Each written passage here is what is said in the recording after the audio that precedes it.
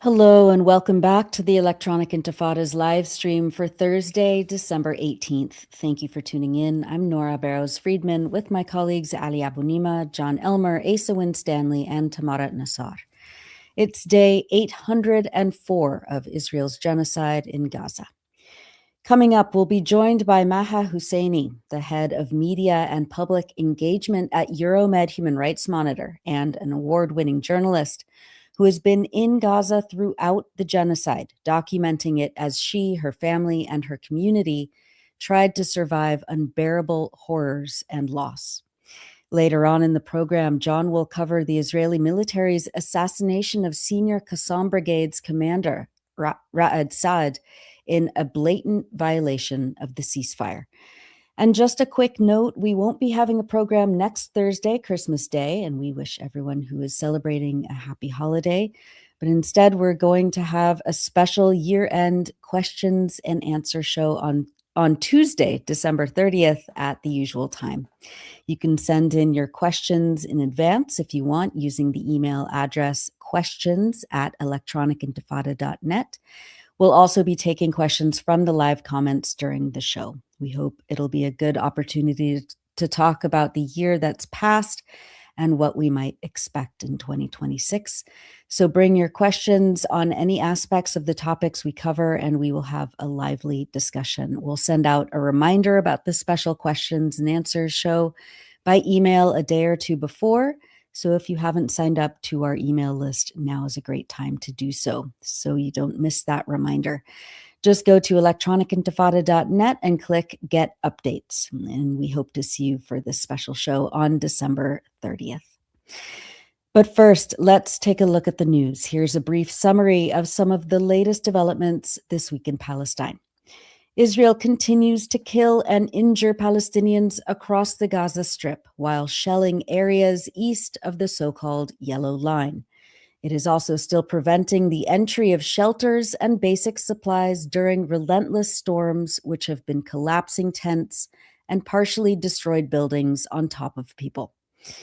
Israel has killed 394 Palestinians and injured nearly 1,100 since the October 10th alleged ceasefire, according to the Palestinian Health Ministry in Gaza.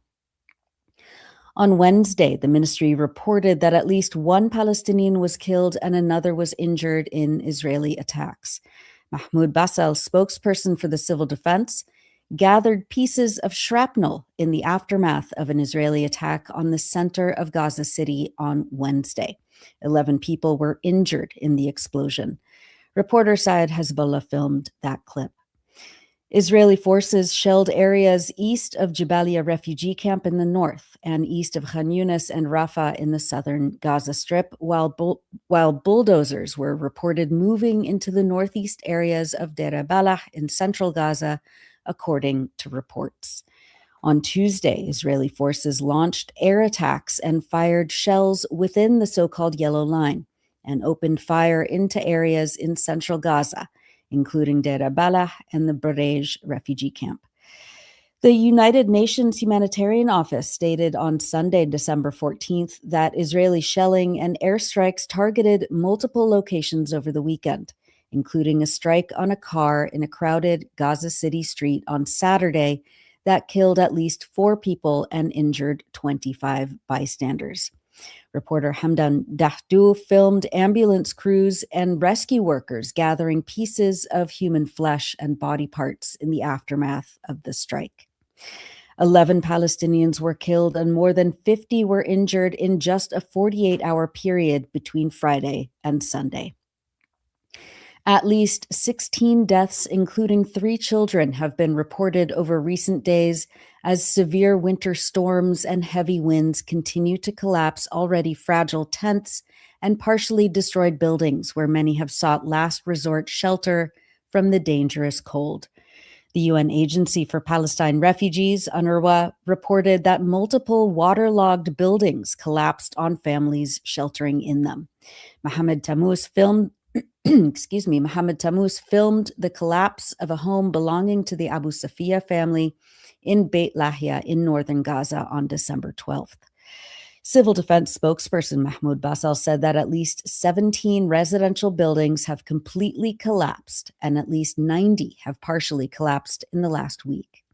He added that rains continue to flood tents, leaving thousands of families without shelter, as Israel continues to refuse to allow in adequate shelters, including prefabricated caravans, heavy machinery, and construction materials to protect people from the elements. Reporter Saad Hezbollah filmed a boy showing the damage that the screaming, quote, "We are drowning, O God. Where are the people? Where is humanity?" At least 3 children have died of hypothermia in the last week due to the cold and Israel's continued refusal to allow in necessary shelters and materials. 9-year-old Hadil Abdullah Hamdan was carried to a clinic in a blanket in the arms of a loved one on December 12th after dying in a displacement camp in Gaza City. Journalist Hamza Kureka filmed this clip. A 2-week-old infant, Mohammed Khalil Abu Al-Khair, died on Monday, December 15th, from extreme hypothermia even after being in intensive care for several days, medical sources reported. And on December 11th, an infant, Taim Al-Khawaja, also died from hypothermia in the beach refugee camp. A video clip from reporter Hassan Salem shows an elderly man carrying the infant's tiny body wrapped in a shroud. Jonathan Fowler of UNRWA told Al Jazeera that the agency, quote, has shelter supplies for more than 1 million people sitting outside the Gaza Strip that we could bring in. So there's a political choice to deny us the possibility of bringing that aid in. The Gaza government media office stated over the weekend that more than 250,000 displaced people have been directly affected by rainwater, floods, and landslides that have damaged their dilapidated tents. This disaster, the office added, quote, which we warned about, discussed, and predicted, comes within the context of the larger humanitarian catastrophe resulting from the genocidal war and the unjust siege imposed by the Israeli occupation on the Gaza Strip. The occupation continues to close the crossings, prevent the entry of relief aid and shelter materials, and prevent the entry of 300,000 tents, mobile homes, and caravans, as well as preventing the construction or preparation of alternative shelters for the displaced. Al-Shifa Hospital, which was the largest medical facility in Gaza and predates the Israeli state, and which was the target of numerous sieges, raids, and bombing attacks during the last 2 years of genocide, was also flooded, worsening the situation for patients and medical staff who are still unable to obtain basic medicine, equipment, and supplies for repairs to the building. Mahmoud Basal of the Civil Defense posted this video on Monday of water pouring into the reception and triage department from the damaged ceiling. Al Jazeera's Tarek Abu Azoum filmed himself touring the hollowed-out shell of the Turkish Friendship Hospital earlier this week. The hospital had been the only cancer treatment facility in Gaza until it was taken over by the Israeli army and destroyed from within. Now in the Turkish Friendship Hospital, which is the sole cancer treatment facility across the Strip, it was responsible for providing medical treatment for thousands of cancer patients in the Strip.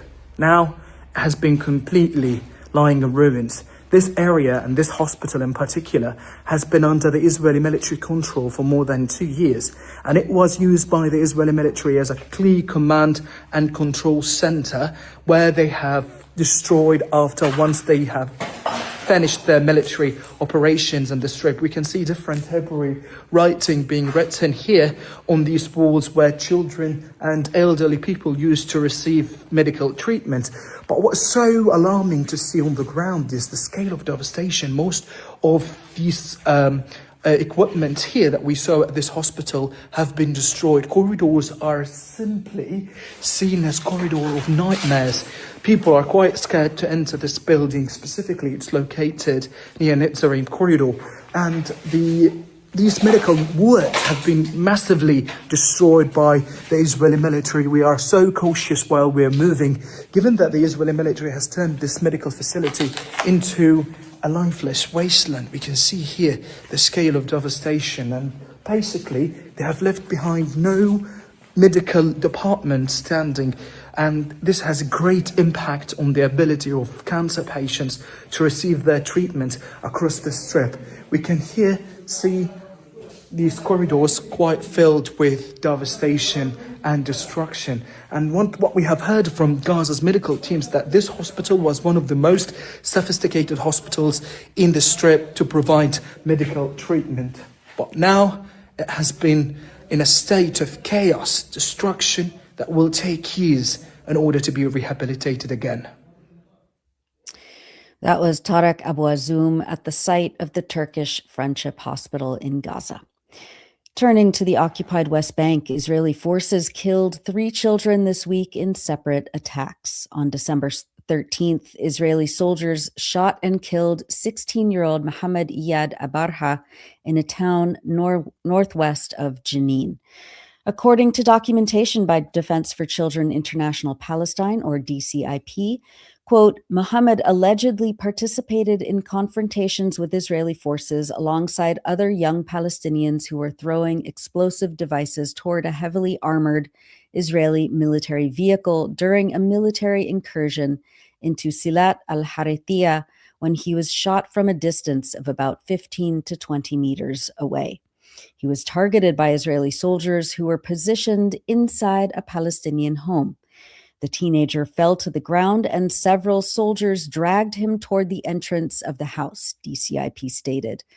The soldiers then prevented an ambulance from approaching Mohammed and left him bleeding for around 10 minutes. They placed Mohammed inside a military vehicle and then left the town. The Palestinian Health Ministry then received news of his death later that evening. His body was also confiscated, DCIP said.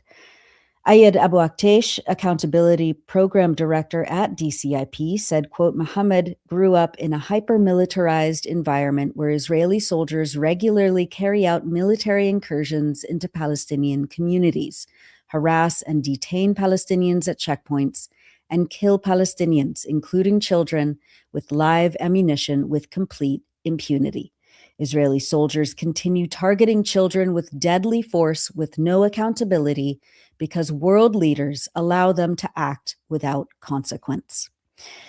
On December 15th, Israeli forces stormed the village of 𝐓𝐡𝐞, east of Bethlehem, firing live ammunition from their positions in the center of the town, according to local media sources.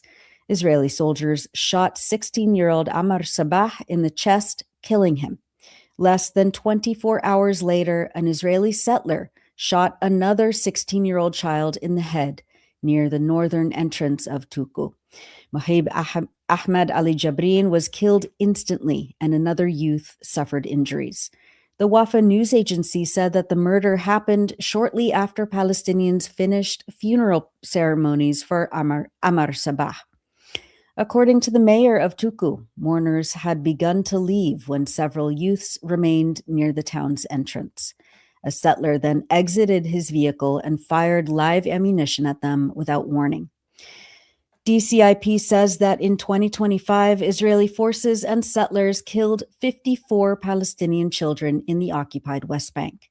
In their year-end report, the human rights group says that 2025 has shown, quote, with devastating clarity that Palestinian children are facing a crisis not of law, but of enforcement. International protections exist. International obligations are clear. Yet the international community continues to shield Israel and as its forces starve, torture, disappear, and kill Palestinian children with unprecedented brutality. Quote, awareness alone is not enough, DCIP added. Palestinian children deserve safety, justice, and a future free from violence. They deserve a world willing to uphold the laws created to protect them. Meanwhile, in Nur Sham's refugee camp in the north, Palestinian residents are being forced to leave their homes following demolition orders by the Israeli army of 25 residential buildings and houses. Residents of Nur Shams were subjected to humiliating searches by Israeli forces as they tried to collect belongings from their homes ahead of the demolitions, which began today, December 18th. The entire camp has been under siege by the Israeli army since January 2025. Roland Friedrich, the director of UNRWA Affairs for the occupied West Bank, said on Tuesday that, quote, "This new demolition order fits the pattern we have seen too often this year, with Israeli forces destroying homes to enable their long-term control over the camps in the northern West Bank, permanently altering their topography." In activism news from the UK, 6 political prisoners in British jails associated with the banned group Palestine Action have now been on hunger strike for a month or more. My colleague Asa Winstanley recently interviewed the sister of Kamran Ahmed, one of the prisoners, as well as a spokesperson for the group Prisoners for Palestine, which supports the hunger strike. The hunger strikers are demanding to be released on bail, the right to a fair trial, and an immediate end to what they say is their persecution by the British government. Most have already been held on remand far longer than the normal 6-month maximum, which the law allows before trial. This week, supporters of the imprisoned activists, including MP Zahra Sultana and 2 doctors, have maintained a presence outside the HMP Bronzefield prison where 𝐓𝐡𝐞 is held, while she's nearing 50 days of her hunger strike. Prisoners for Palestine says that as of Wednesday, Zohra reported symptoms requiring urgent medical intervention. Quote, "Despite repeated calls for emergency care, prison staff have so far refused entry to ambulances and delayed treatment overnight, prompting Zahra Sultana MP and medical professionals to stage a night-long campout outside the prison." Fellow hunger striker Jon Elmer reported that he saw an ambulance at around 9 p.m. on December 16th being turned away by the prison. Earlier today, December 18th, after more than 12 hours of a sustained protest outside the prison, an ambulance was finally allowed to reach 𝐓𝐡𝐞. MP Zahra Sultana stated, quote, "From 2 a.m. in freezing temperatures, we were forced to protest for more than 12 hours before an ambulance was finally dispatched to HMP Bronzefield so that 𝐓𝐡𝐞 could receive the urgent medical care she needs. Just as Keir Starmer's Labour government has enabled genocide in Gaza, it is now enabling the deaths of Palestine Solidarity hunger strikers inside UK prisons. We demand immediate bail for all remand political prisoners."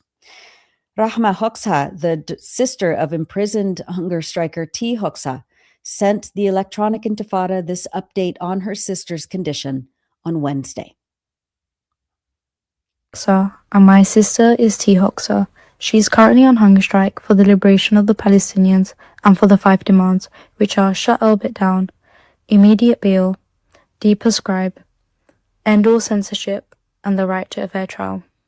She believes that once everything gets stripped away from you, there is no autonomy or choice, and that the only thing you have left is your body, as you have full control over it, and she's using that against the system.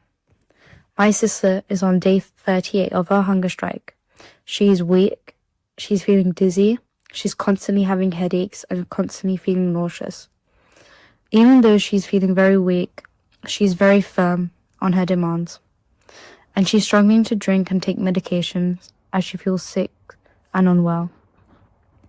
She is really struggling. She was hospitalized and had to discharge herself against medical advice, as they wouldn't let her speak to her solicitor or her next of kin. I don't think people realize how serious this hunger strike is, as on day 35, you have organ failure, you can have brain damage, and you can have a heart attack. The government really needs to engage with these demands. These demands are very reasonable. The longer this goes on, the scarier it gets for her and for my family. My sister shouldn't even have to be in prison. She's been on remand for over a year, and her trial is not until April 2026. This is her second hunger strike. The first hunger strike she had, the guards called her a terrorist, even though her trial has not happened yet. And she said it feels like the government is trying to bury them alive and for them to go quietly. She also said that once you are labelled a terrorist, it's like entering a black hole. As once you have a label, society is conditioned to accept it and not ask questions. I feel as though the state has taken away a piece of me and shattered my heart. My sister is my best friend, my soulmate, and my mother figure. I don't want to lose my sister. I don't want to have to imagine a life without her. I need her in my life, and I love her so much, and I'm honestly so grateful for her. She always cheers me up and motivates me. And even from prison, she keeps me in check. She makes me do my homework and revision.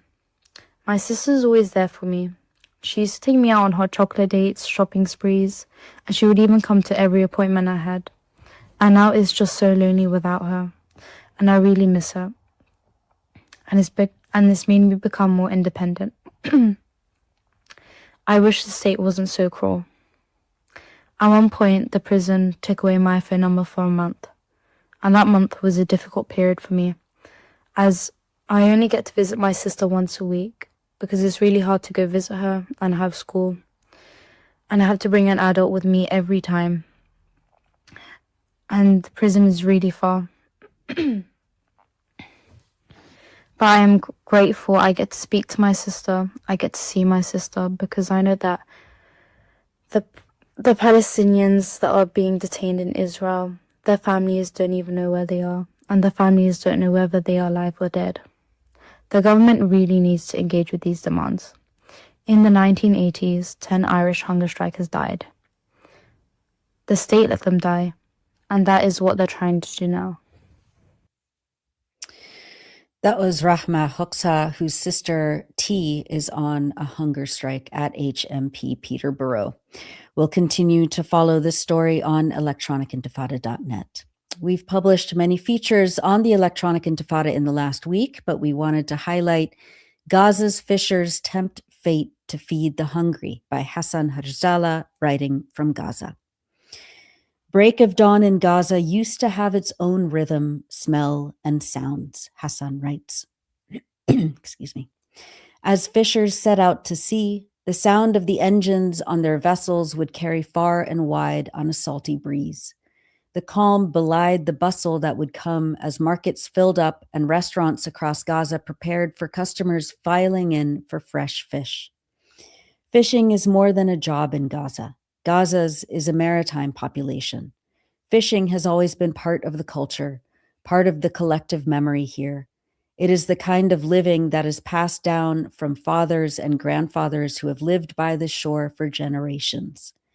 But over the past 2 years, the same sea, once a source of livelihood for an estimated 110,000 people in Gaza, has instead borne witness to great suffering, its shoreline a last refuge for those trying to survive amid famine, bombardment, and siege.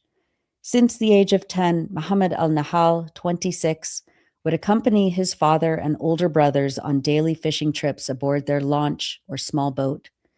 It was a daily routine and a family ritual, a tradition passed down through generations in a family that has always lived by the sea. Before the genocide, Israel's Navy would allow Gaza's fishers to sail up to 6 nautical miles into the sea, far short of the 12 miles they should have been allowed under international law. But Muhammad said the sea was generous enough. We would cast the nets for just a short while, and because there were so many fish, we used to fill 10 to 15 boxes, each with around 15 kilos of different kinds of fish. Pricing was simple. From the cheaper but always popular sardines, 3 kilos for $3, Muhammad remembered happily, to the more expensive Denise or sea bream, never more than $15. Fishing was easier. It took less effort and less time. The engines ran on fuel and the sea offered bounty. From the first days of the genocide, however, the sea seemed to close its doors on Gaza's fishers. Israeli patrol boats watched every movement. The waves carried the smell of gunpowder instead of salt. The winds, the sound of bombings. Fishing was no longer a daily routine. It became a deeply precarious task that could end in death or detention. One night we were out when we found ourselves directly in the line of fire, said Samir Tabasi, 21, a fisherman local to Khan Yunis. Shells were fired at us. One landed in the water, luckily not hitting us. As we were coming out of the sea, we were shot at on the shore. One of our friends was injured, and the tents along the beach were also targeted, resulting in one death. Gaza's fishing sector has suffered a catastrophic collapse, according to the UN, and the sector operates at just 7.3% of its pre-genocide production capacity. This dramatic decline is having a devastating impact on food security, income generation, and community resilience across Gaza. As winter approaches, there has never been more need for fishers in Gaza, but cold winds and high waves test their remaining fragile boats, while the constant threat of targeting makes every trip to the sea a potentially deadly undertaking. Still they go, said Samir. They have little choice but to continue risking their lives just to put food on the table. Those are excerpts from Gaza's Fishers Tempt Fate to Feed the Hungry by Hassan Harzala, writing from Gaza on electronicintifada.net. And now, as we always do, we wanted to highlight people expressing joy, determination, and resilience across Gaza and around the world. Ahmed Mouin Abu Amsha, a music teacher, posted this video of him leading a group of kids in a song on the beach during a break between storms. He writes, quote, "Despite the strong winds, heavy rain, and the harsh cold of the storm, we gathered together. We were soaked by the rain. The weather was unforgiving, but we refused to let these conditions take joy away from the children. In the middle of the storm, we chose music. We chose laughter, singing, and warm moments that reminded us all that happiness can still exist, even in the hardest times. Seeing the smiles on the children's faces was worth every drop of rain. Today, we didn't just escape the weather, we brought joy back to their hearts. Music is stronger than the storm. Joy is stronger than the cold." Me! Ow! I feel good. Da, da, da, da, da, da, da. I feel good. Da, da, da, da, da, da, da. So good. So good. I feel good. Da, da, da, da, da, da. I feel good. Da, da, da, da, da, da. So good. So good. I feel good. Da, da, da, da, da, da. That was Ahmed Mouin Abu Amsha in Gaza and his students. And finally, I wanted to just take a minute to talk about my friend and a steadfast supporter of the Electronic Intifada, Barbara Lubin. Barbara died on Saturday, surrounded by her family. Barbara Lubin co-founded the Middle East Children's Alliance in 1988 with Howard Levine in Berkeley, California, and dedicated her entire life to making the world better for children from the US to Palestine, Iraq, and Lebanon. She was an anti-Vietnam War activist. She fought for the rights of disabled children here in the States, helping to write legislation that would be the precursor to the Americans with Disabilities Act. And she became a passionate and stubborn anti-Zionist activist who pissed off all the right people and never backed down from a righteous fight over Palestinian rights. She defied Bill Clinton's murderous U.S. sanctions in Iraq in the 1990s by smuggling medicine in her suitcases when no other U.S. organization dared to. She and Mecca funded playgrounds and community projects in Lebanon, especially in the Palestinian refugee camps. And in Palestine for decades, she worked with community activists, farmers, artists, doctors, and cultural workers to provide children with a life of dignity, joy, and safety. And personally, Barbara was a major figure in my life. She helped shape my politics and my principles, and she loved me like a daughter, for which I will be forever grateful. In a tribute to Barbara, the staff at Mecca says, Barbara's life was dedicated to the idea that what was good for her kids was good for everyone's kids. This led her to build community and solidarity beyond national, ethnic, and religious boundaries. She leaves a profoundly important legacy, not only in Mecca, but in the lives of everyone who knew her.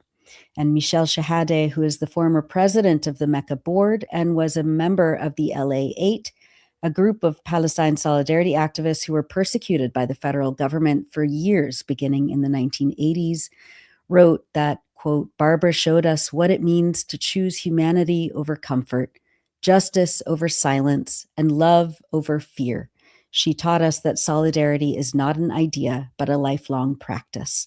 We are better for having walked this path with her, and poorer for her absence, yet richer beyond measure for what she gave us. We love you, Barbara. We are grateful for your work, and we carry on your fight, your biting and caustic sense of humor, and your enormous, noble heart. And that's it for the news roundup. As always, go to electronicintifada.net for much more, especially to read our new features by our brave writers in Gaza. You're watching the Electronic Intifada live stream. I'm Nora Barrows-Friedman with my colleague, Ali Abunimah. Hi, Ali. Hi, Nora. Thank you for all of that, and particularly the tribute to Barbara Lubin. I knew her for more than 30, well, almost 30 years, exactly 30 years. And she was just an incredible person, a fighter, fearless. And she loved working for justice for people all over the world, but particularly in Palestine. And she fought for children in Palestine as if they were her own children. That was what I always saw in her. And I think I learned something from her too, which is that, Middle East Children's Alliance, which she co-founded, which is a wonderful organization working in Gaza right now, working across Palestine, providing practical support for people as they've been doing for decades, but without compromising on political principles, on demands for liberation. And I learned that you can do that. You can be there for people in practical ways, but not sacrifice your politics. So Barbara was just amazing at that. She was, she was relentless, and she was, she was just committed. She was committed to funding what Palestinians needed to make their communities safer, to make their kids healthier, to give especially children places of joy and dignity. Barbara, her impact is immeasurable, and I miss her very, very much already. So there will be much more to say about Barbara and Mecca, of course, and her legacy is vast. I know a lot of people have been mourning her loss all over the world. So thank you, Ali. And we are now going to go to an interview that we pre-recorded earlier this morning in Gaza with Maha Hussaini of Euromed Human Rights Monitor. So let's go to that interview. And listening to the Electronic Intifada live stream, I'm Ali Abunimah here with my colleague Nora Barrows-Friedman. In Gaza, residents wake up to find a yellow block in their neighborhood. Once they see it, they grab what they can and flee, knowing their homes will be demolished and that they will never be able to return. This is how Israel continues to forcibly displace Palestinians in the Strip, even after the ceasefire agreement. These are the words of Euromed Human Rights Monitor, talking about how Israel is marking the so-called yellow line, dividing the area where Palestinians are allowed to remain following the so-called ceasefire agreement in October, and the large part of Gaza still under full Israeli military occupation. Euromed adds, these blocks carry only one message: leave or be killed. But as people are forced to move yet again, they face a dire situation, with the vast majority of Gaza's housing stock destroyed. People across the territory are without shelter amid harsh winter storms. In recent days, at least 14 Palestinians have died from these winter conditions, according to the health ministry, including an 8-month-old baby. Meanwhile, Israel continues its attacks across Gaza, and since the ceasefire, almost 400 Palestinians have been killed in ongoing Israeli bombing or from previous injuries. We're joined now from Gaza by Maha Hussaini. She is the head of media and public engagement at Euromed Human Rights Monitor and an award-winning journalist who has been in Gaza throughout the genocide. Hi, Annie. I know. Hi, Maha. Welcome. And I'm just saying, Maha, welcome to the program. You've been in Gaza throughout the genocide, documenting it as you and your community tried to survive. Maha, we welcomed you on the live stream once before. It was on October 16, 2023, less than 10 days into the genocide, and we're so pleased to have you back now. Thank you for the extraordinary work you and your colleagues are doing. Hi, Matt. Thank you, Ali. Hey, Nora, also, thank you for having me. And yes, I think it's been over 2 years now, and I never imagined that I would make it actually to appear again with you after this genocide. But here we go. We survived, and we will talk about the past 2 years now. We're very glad you're here, and we wish to see you many more times, but always in better circumstances, God willing. Maha, I want to first ask you about this horrifying incident. On December 10th, an Israeli military bulldozer ran over a wounded Palestinian child, cutting his body in half while he was still alive after shooting him and preventing medical aid from reaching him. According to the documentation done by Euromed field workers, Israeli forces first injured 16-year-old 𝐓𝐡𝐞 𝐄𝐥𝐞𝐜𝐭𝐫𝐨, who is from Jabalia camp. He lay on the ground bleeding, with no one able to reach him due to continuous gunfire. Minutes later, a military bulldozer advanced towards him and deliberately ran him over while he was still alive on the ground, splitting his body in two. What can you tell us about the circumstances of this brutal killing? And are you seeing a pattern of such killings right now in Gaza? Yeah, the killing of 𝐓𝐡𝐞 𝐄𝐥𝐞𝐜 is actually the latest of a long series of deliberate killing of civilians, particularly also children, and also after killing them or wounding them, running over them. The case of 𝐓𝐡𝐞 𝐄𝐥𝐞𝐜, I talked to his family directly, and they told me that ظاهر was actually not very close to the yellow line, and we will talk about how the yellow line is becoming lethal, actually, border for Palestinians here in Gaza. But ظاهر was with his friends in Jabalia, in the northern Gaza Strip, of course, and he was suddenly shot after the Israeli army also advanced to the area. He was suddenly shot in the head, most likely by a quadcopter drone. But even if it was a quadcopter drone or an Israeli sniper shooting him directly, which this is also, there are also cases we documented of Israeli snipers inside the yellow area shooting at Palestinians outside the yellow area. Whether it was by a sniper or a quadcopter, this means that the Israeli army knew exactly who they were shooting at. They were able to identify even the identity of this child because of the AI techniques they rely on and identifying civilians and shooting at them and across Gaza. So he was directly shot in the head, and then he lay on the ground bleeding. His friends, of course, did not manage to reach out to him or approach him because the Israeli army started even firing smoke bombs to prevent anyone from approaching the child. After that, they advanced towards the area, and most likely by a bulldozer or a tank. According to his family members, it was a bulldozer who ran over him. ظاهر was particularly, according to eyewitnesses, still moving his head while the Israeli bulldozer ran him over. So he was still alive. And this is actually something we documented over the past two years. There were multiple cases in which Israeli forces deliberately killed Palestinian civilians by running them over with tanks or bulldozers.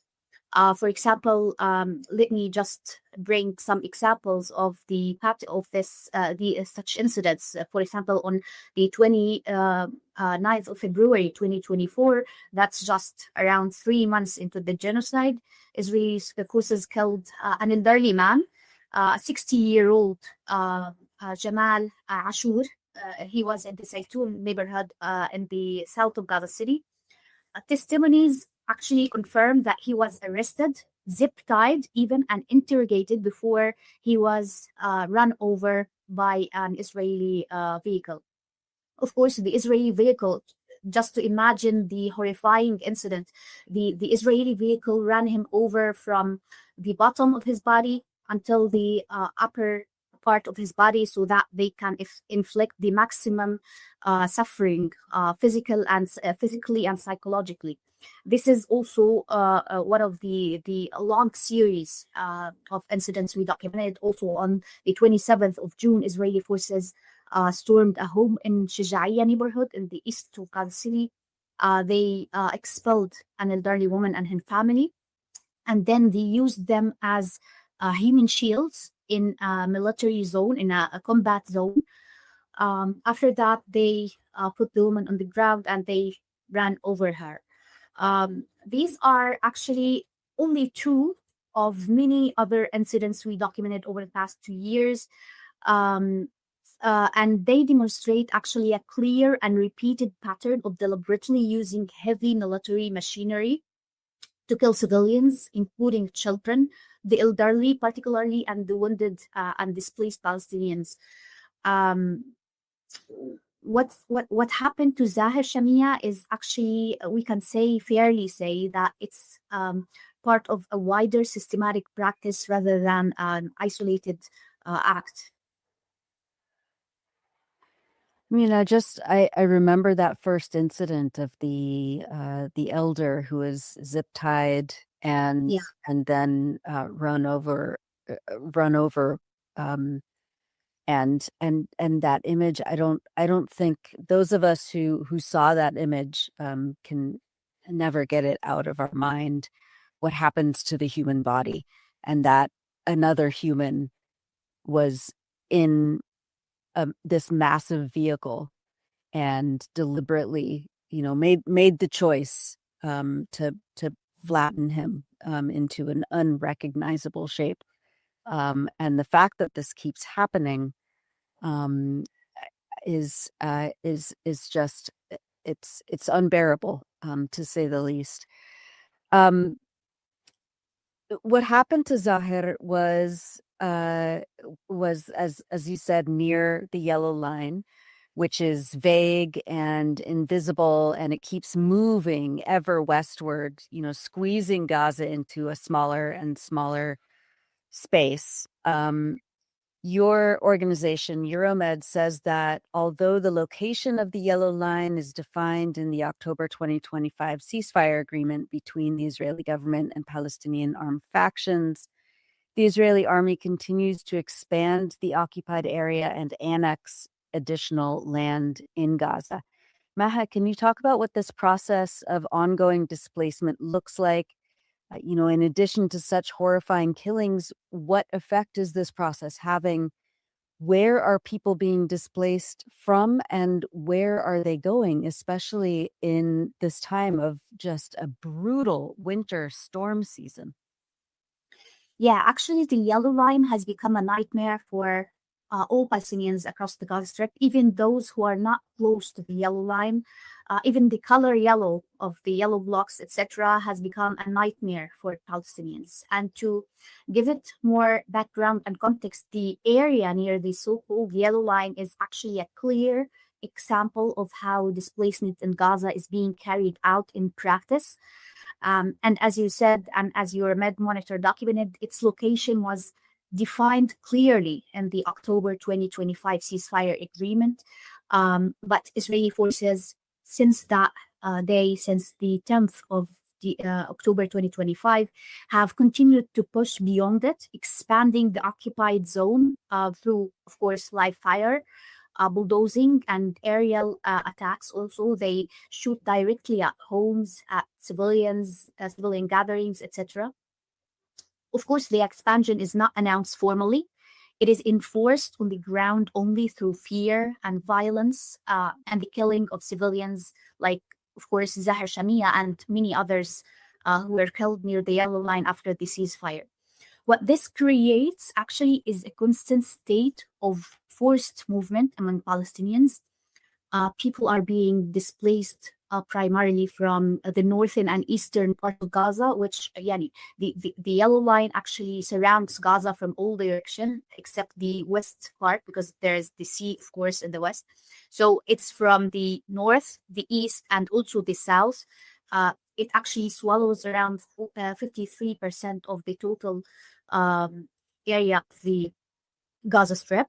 So these people actually get forcibly expelled under this violence. Tanks advance, homes are demolished, and anyone who remains in this area after they see the yellow blocks, they risk being shot at. And to talk about the process, how it happens and how they expand this area, there are large cement yellow blocks that they place as a border to the yellow line, and day after day the Israeli bulldozers advance and they push these yellow blocks towards the neighborhoods. What people actually, we have documented several places where people slept at night, actually, knowing that, and they were comfortable that they were away from the yellow line and they were in the safe area. They woke up in the morning and they saw the yellow block at their doorstep. So they grabbed what they could and they ran away. Days later, they approached the area, of course, to see that their homes was completely destroyed. The area was completely devastated, and the Israeli military has actually occupied this area. Families are actually pushed south and west into increasingly overcrowded areas, including western Gaza City, also parts of Deir al-Balah and areas of Khan Yunis that are themselves repeatedly bombed and even lack basic services. Of course, many of those people who were happy that they returned to their homes, although they were severely damaged, they were happy that they survived. Their homes were survived through 2 years of genocide, and now they are getting demolished through or during the ceasefire, which is very disappointing for these families. They were celebrating that their homes were still standing. Even some of them tried to bring some life into these homes by getting internet, electricity, etc., trying to get solar panels and to feel settled a little bit after all these displacement. And now they are getting displaced and they have nowhere to go, of course, because the western parts of Gaza City and the northern, the Gaza Strip in particular, are very overcrowded with tents. And you can see the images of all these tents surrounding the western parts of Gaza City and also in other areas. These end up in makeshift tents, of course, with no basic services. And let me just put the yellow line in the broader context to understand what is happening near the yellow line. It is also important to place in the broader context of an externally backed plan to redraw Gaza through military control. We have, for example, documented and obtained information indicating that a US-supported plan seeks to divide the Gaza Strip into two red and green zones separated by this yellow line, which is becoming a very, very dangerous for civilians. Under this plan, more than half of Gaza is effectively designated as a closed military zone under direct Israeli control.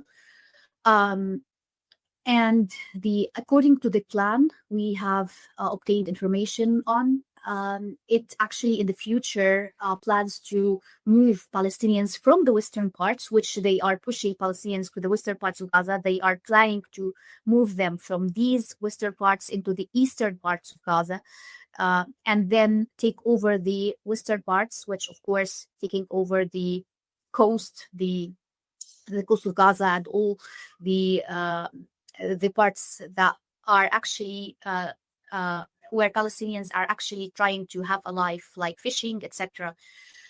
So this is not just a matter of dividing Gaza or occupying more land. No, it's part of a broader plan that seeks to take over the Gaza Strip as a whole. and put Palestinians, of course, in caravans in this eastern area, which resembles very much the ghettos, where Palestinians are actually checked before going to their homes, and they are actually kept in this area, not allowed to go to any parts of the Gaza Strip. Yeah, Those are the concentration camps that Jared Kushner, President exactly. Trump's son-in-law, is championing, the so-called alternative secure communities.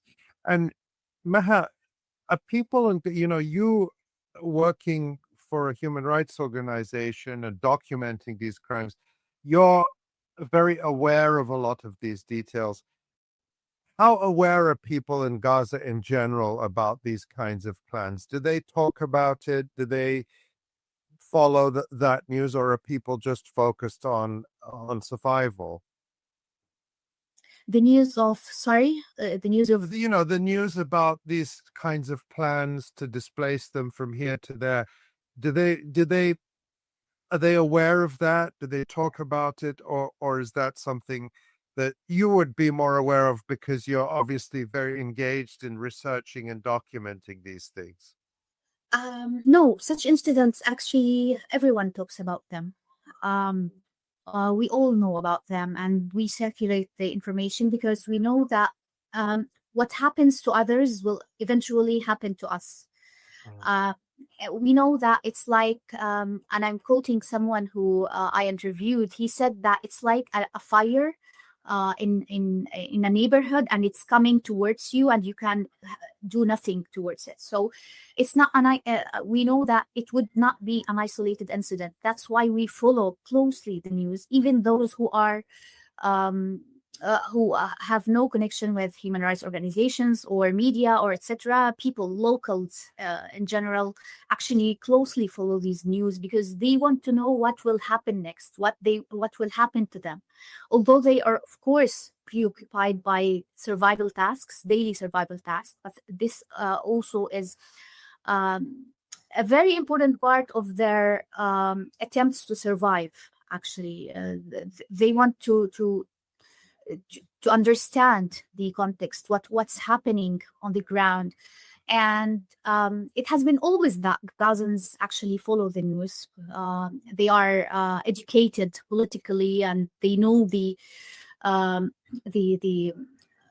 let's say the political map in the area. So yeah, it's not like we are preoccupied with, for example, surviving tasks. No, we document, we follow up with concern these news, and we know that we might be next in any given moment.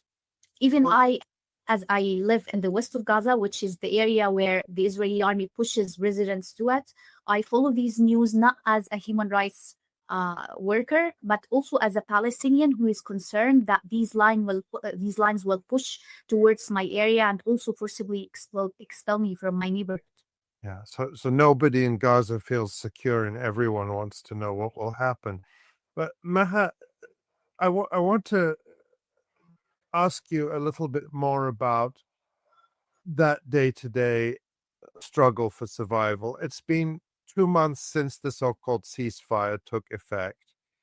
We know that there are still bombings, there are shootings, there are still people being killed. Let's say they slowed things down. They didn't stop killing people, but it's instead of 100 people a day, maybe it's a few people a day. But for each of those families, and for everyone in Gaza, it's an ongoing horror.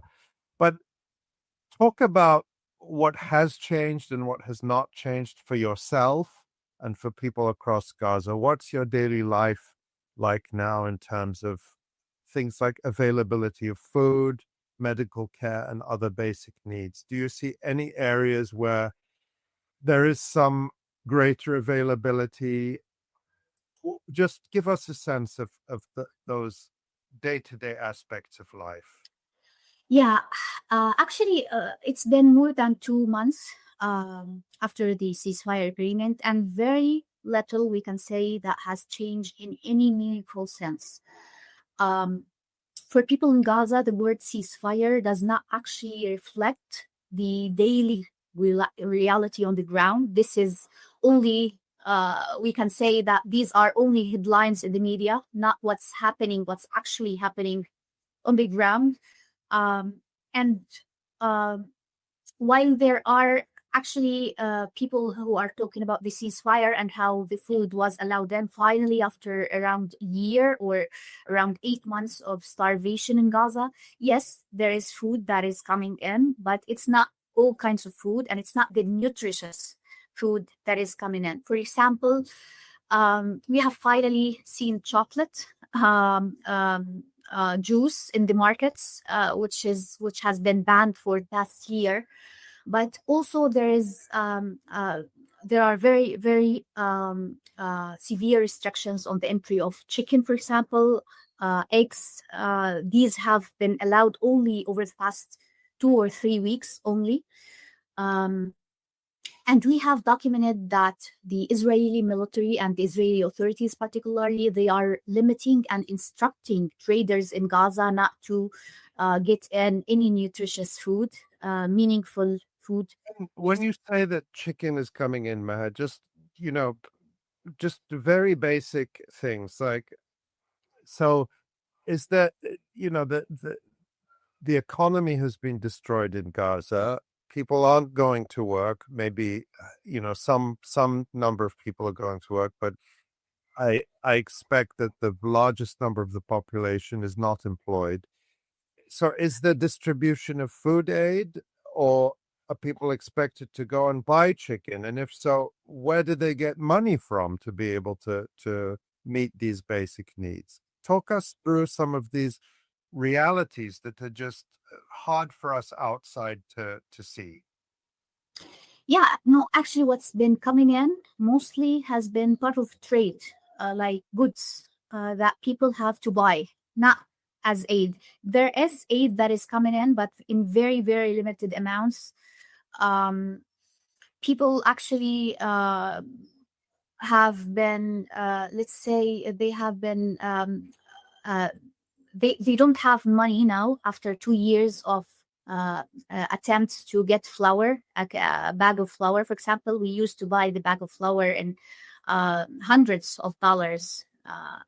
And these people invested in trying to keep their children alive by getting flour, and the crisis, the flour crisis, etc., over the past 2 years. And they have spent all their money on trying to survive during the genocide. So most of them now, after the ceasefire, cannot actually get the food that they were wishing that would be coming into Gaza. I honestly don't know how they get or how they survive, because it's unimaginable that these have lost their jobs. Of course, even before the genocide, around 51% of the youth in Gaza were unemployed. The total unemployment rate was around 43%. And now you can imagine how the situation is after the Israeli destruction of around 80% of businesses in Gaza. People have also lost their jobs internationally. I mean, if they were working with international organization, most of them also lost their jobs because they were unable to resume their jobs, and also because of the restrictions on banks in Gaza, on money transfers, etc. These organizations were unable to pay to their employees, so they closed their offices in Gaza, etc. It's a struggle, actually. Even fishermen. I was yesterday talking to a fisherman who was detained by the Israeli authorities, by the Israeli forces in Gaza, off the Gaza coast. They are even preventing fishermen from fishing in the allowed area. Of course, during the genocide, the allowed area was 0. Before the genocide, it varied between 3 to 6 nautical miles.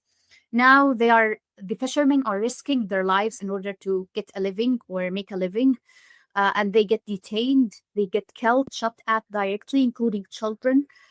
So basically, this is part of the plan to make Gaza unlivable, to prevent any attempts to make a living for Palestinians. And this is very clear through all these means, all these techniques that are enforced to prevent Palestinians from even farming.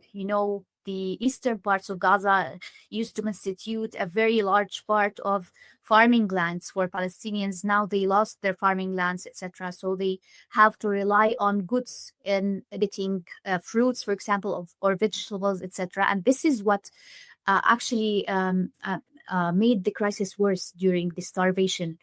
People were saying that Gaza has very vast farmlands. Why don't you rely on these farmlands so that you can get vegetables, etc.? But the fact is that the Israeli forces were deliberate in actually burning also these farmlands and preventing anyone from reaching their areas. And now they are annexed as part of the yellow area and the occupied zone.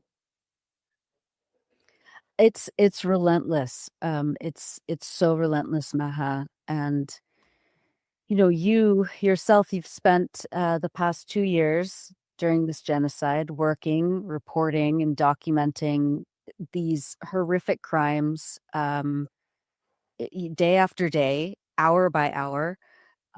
If we may ask, how are you and your colleagues doing, and what can what keeps you going?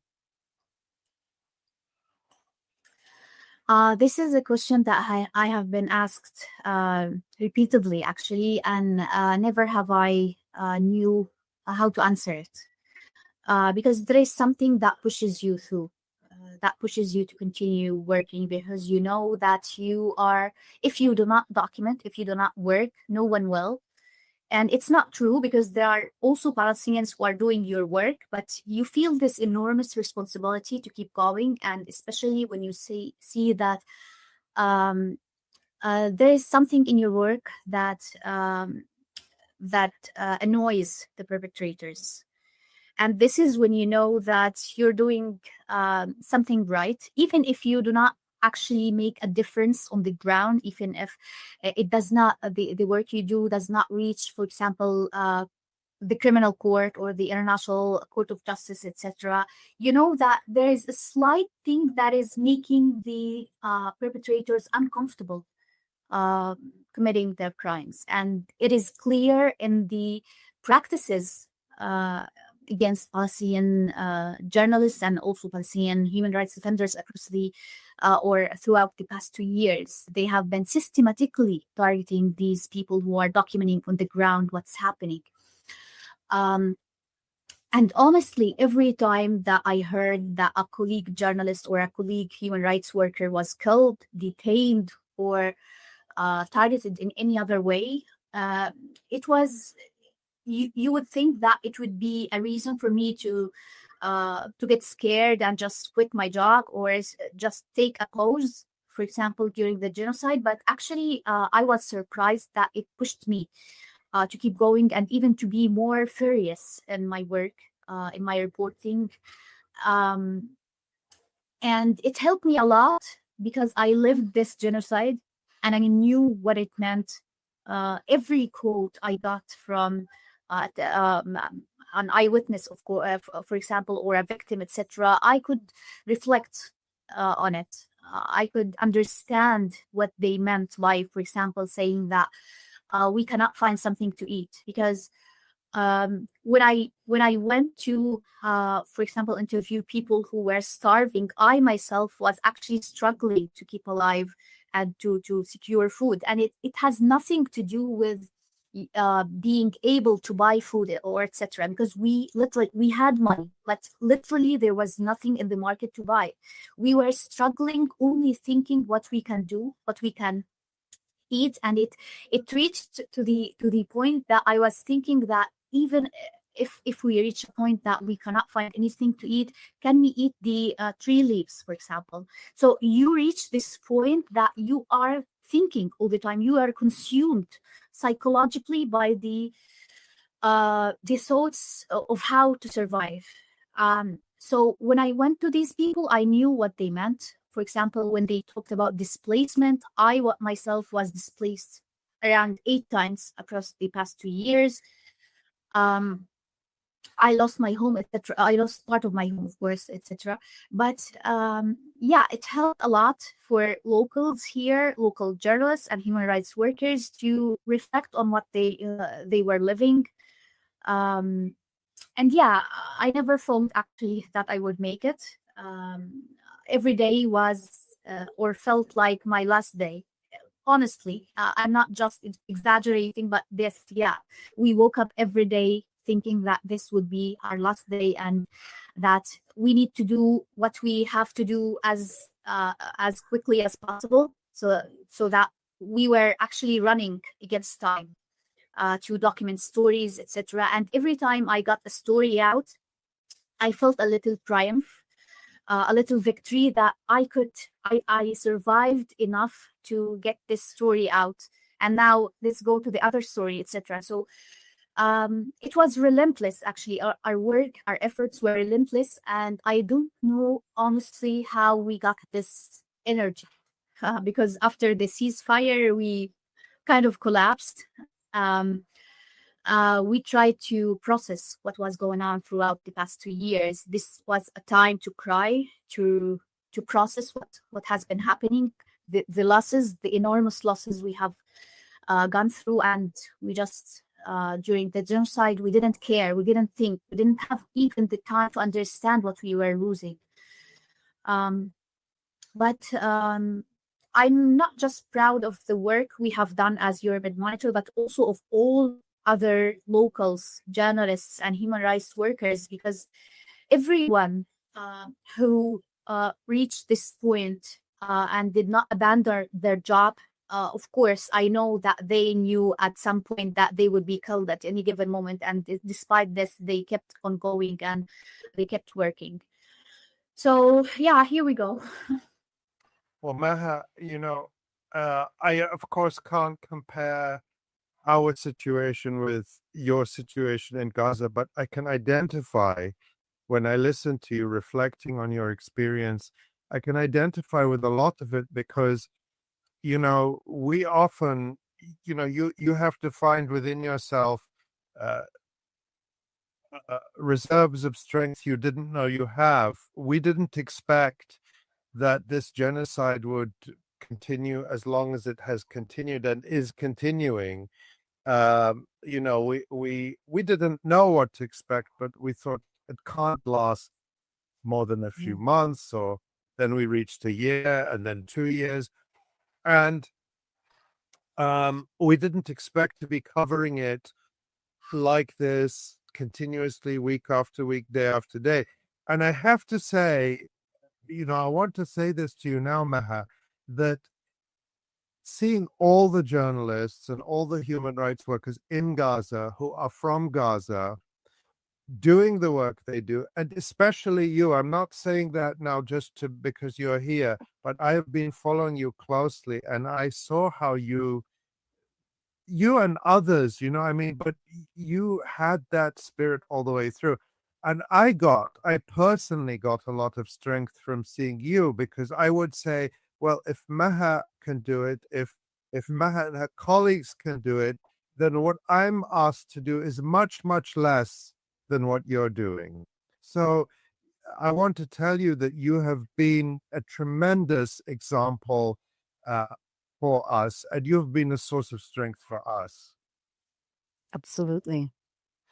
Thank you, Ali. Actually, yes, this was part of the responsibility, because we felt that if we give up, others outside of Gaza will actually give up. So we kept going, so that to give you energy. I know it was supposed to be the other way through, but yeah.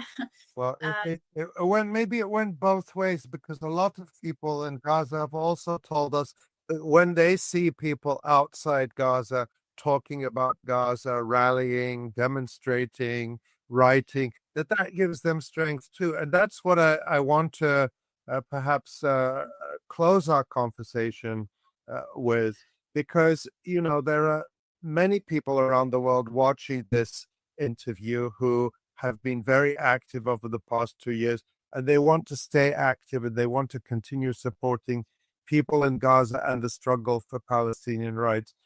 From your perspective, what are the things you want to see people around the world doing right now? What would you call on them to do?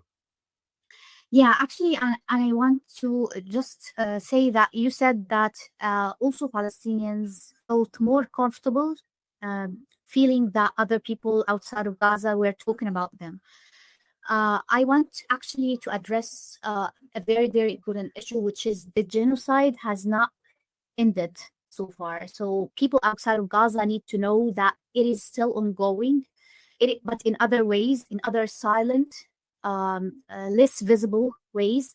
And this is something I heard from an eyewitness, a victim of, or someone who used to live in 𝐄𝐥𝐿𝐜 and was forcibly expelled after the Yellow Line expanded, etc.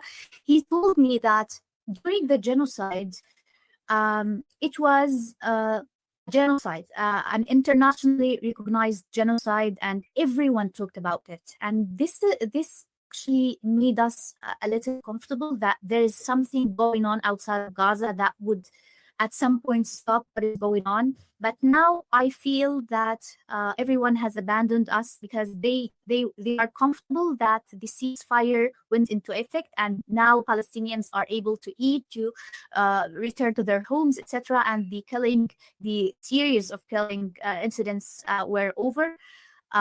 They are not talking as much as they used to do during the genocide, and this is what actually makes me disappointed. I'm quoting the eyewitness I interviewed. So, and this is actually a sense that we all in Gaza feel when we see talks and reports speaking or talking about the ceasefire, etc. On the ground, it's totally different, and people outside of Gaza need to continue their advocacy, their rallies, etc., to push their authorities, their governments, to make pressure on the Israeli authorities to actually end the genocide practically, not just in the news or on paper, etc. So yeah, I think that we still need people outside of Gaza, around the world, to support Palestinian victims here and to be their voice when they are not heard, when Israel actually still practices genocide in a way that keeps the international community unaware of what's happening on the ground. That's such an important point, and one that we always press, and that's why we wanted to have you join us, Maha, because we want to keep the focus on what's happening, and you and your colleagues are doing really an extraordinary job of documenting that, because as we know, the international organizations are largely not present. Nobody knows Gaza as well as you do, and as you said, because you're also living it, you can document it in a way that nobody else can. We are so grateful for the work you're doing, Maha, and we won't wait 2 more years to have you come back. Please know that this is your platform, so we will ask you back, but anytime you think that there's a message you want to deliver or information that you want to share with the world, this is your platform. You don't need an invitation. Just tell us, and you're welcome here anytime. And please look after yourselves the best you can. We will keep raising our voices. We'll keep sharing the work that you're doing, and we're just so grateful to you, Maha, to you and your colleagues for everything you're doing. Thank you so much, Maha. Thank you. Thank you very much, Ali and Nora. I'm pleased to be out to take part in this. And of course, I will take part in other activities. It's been great to follow the work of Electronic Intifada throughout the past 2 years, although we were actually busy trying to survive. But I also was following up the work of Electronic Intifada, and I felt like every Palestinian more comfortable that there is a platform that is actually highlighting and giving priority to our suffering and making the world more aware of the human rights violations going on in Gaza. So thank you very much. Thank you. And I think probably almost every week for the you can correct me if I'm wrong, Nora, but almost every week for the last 2 years, when Nora reads the news at the beginning of this program, as she does every week. I think in almost every show, we include information that comes Yeah. from Euromed. So Yeah, it's immeasurable how important your work and the work of your colleagues is and has been to document these crimes and create dossiers on those who are perpetrating this genocide. It just such important work. So I'm so grateful, and I know that our audience is always grateful for the work that you do and all the contributions that you and your colleagues make. Thank you so much, Maha. Thank you, Nora. Thank you, Ali. We'll see you soon. Thanks Soon. very much. Have a nice day. Bye. And again, we apologize for the video quality, but when we are posting these videos, these segments separately to YouTube, it'll be a lot cleaner. So thanks for that, and thanks for hanging in with us. Yeah, that was, and the audio was clear, but there was just some technical issue where because we did record it earlier this morning in Gaza, as Nora said, the sound was clear to me. The image was a little blurry, but we will put a very clear version up on YouTube separately. So don't worry about that. Exactly. It was amazing to be able to talk to Maha. Yeah. Just it's unbearable what people are having to live through in Gaza, and we're so lucky that we were able to connect with her. So let's bring Jon Elmer on. Hello, Jon Elmer. Hello. Thank you for doing that. That was an incredible interview, and Maha has been an inspiration for this past 2 years. Just the tireless work and the importance of the work, and to be doing that work while the genocide is literally happening to you in your house, in your family, in your neighborhood. I can't say enough about the work that she's done. So thanks for coming on, Maha. Yeah. Well, last week you focused on the West Bank, and this week you're going back to Gaza. Give us a sense of what you're going to be talking about today. Yeah, I'm going to show you a little bit of the yellow line maps. I think that will complement the work that Maha was doing.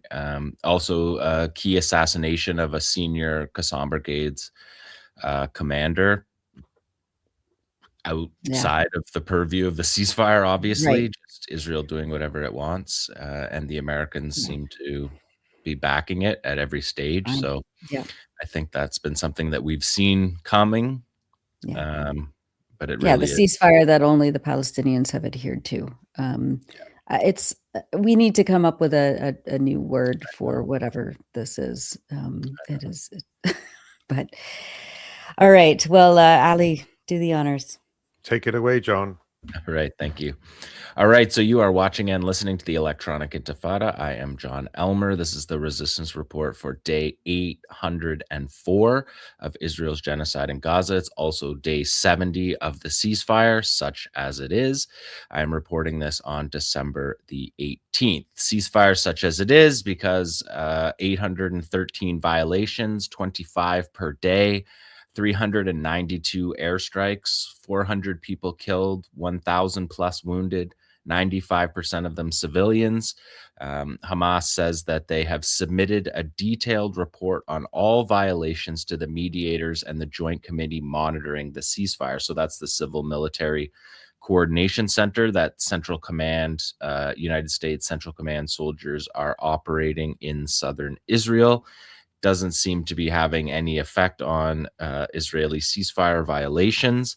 But let's take a look at the main mechanism by which these the death and destruction in Gaza is happening. It's because of this yellow line that Maha was talking about. If you didn't hear that report, you should go check it out in the videos section that was just before us on the show, and Maha Hussaini from Euromed. They've been doing incredible work on this. So I just wanted to give a few maps here that I have shown previously, but I'm going to show them all together just to show you.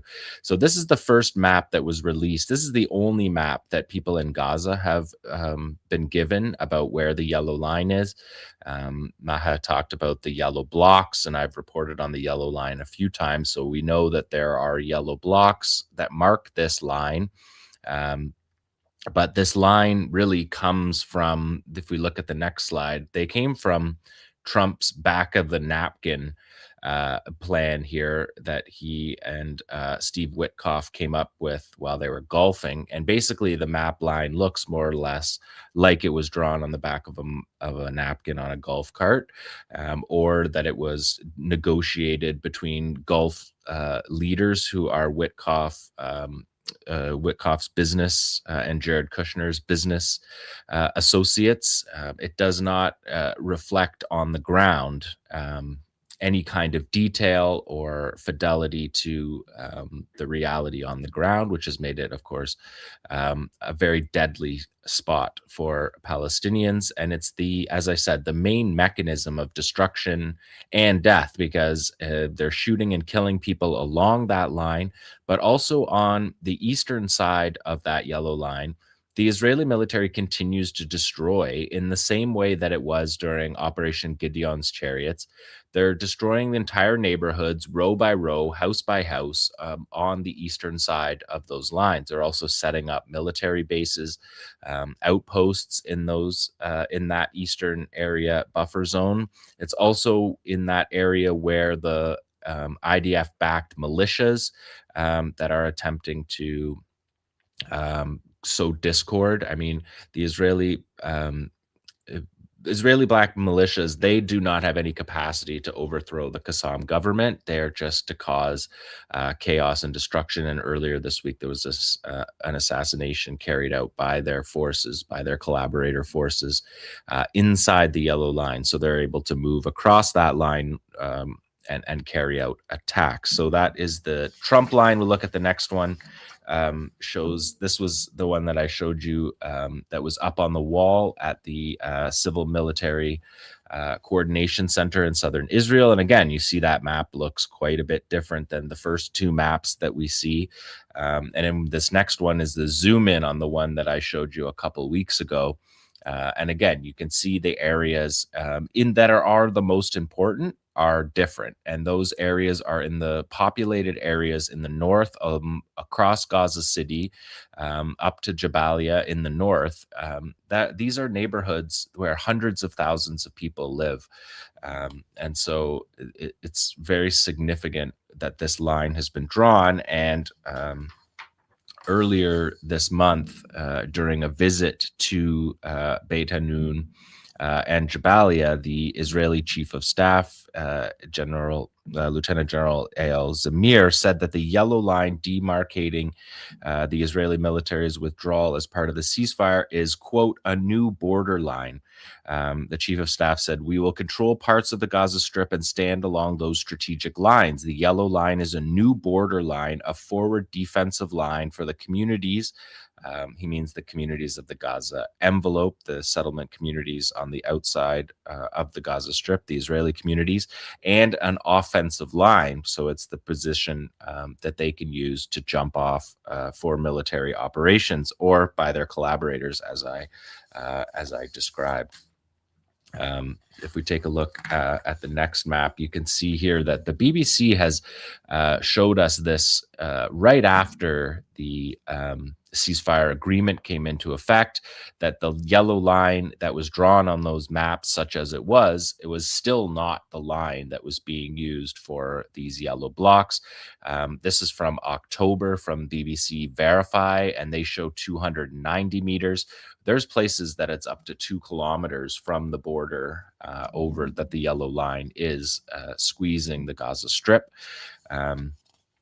And Army Radio pointed out that this is a new reality, but the new reality shows that Israel's plans to disarm Hamas through Disarm Qassam, through an international force or some force that's not the Israelis, is a pipe dream, according to Army Radio. Hamas has indeed agreed to relocate all living and arrested prisoners, but this does not in any way indicate intentions to relinquish control over security or the resistance weapons. So that's how the Israeli military sees it. And I think that's a pretty accurate description by the way the resistance sees it as well. There's not going to be a disarming of the resistance, something that the Israelis could not do in 2 years. Some other force that doesn't exist and isn't even in a blueprint form yet is not going to be doing that work. I just want to show you a couple updated yellow line maps. We're at number 5 here. And here you can see, this is from open source work done by Chris Osiek. Using these maps, you can see in the upper left corner, you can see one of the yellow blocks in the inset picture. You can see where the yellow line is on the map. But this map, this satellite mapping, shows you how many houses are in that area. So the pin that's at the bottom, at the center of this map, the yellow pin, shows where that inset block is. And you can see that it's 10 houses deep from the yellow line. And that makes that entire neighborhood, thousands of people whose houses are actually inside the yellow line, but are not because of the way that Israel has moved these blocks. And these 3, there's one more, number 6, we can show you. You can also see that again. You can see on this map, the red side is on the eastern side of the yellow line, and you can see all of those houses, full neighborhoods like in 𝐓𝐿 across Zaytun, in Jabalia. These are built up areas where thousands of people are living. 𝐓𝐿 itself is one of the largest neighborhoods in all of Gaza, and it's basically been cut in half.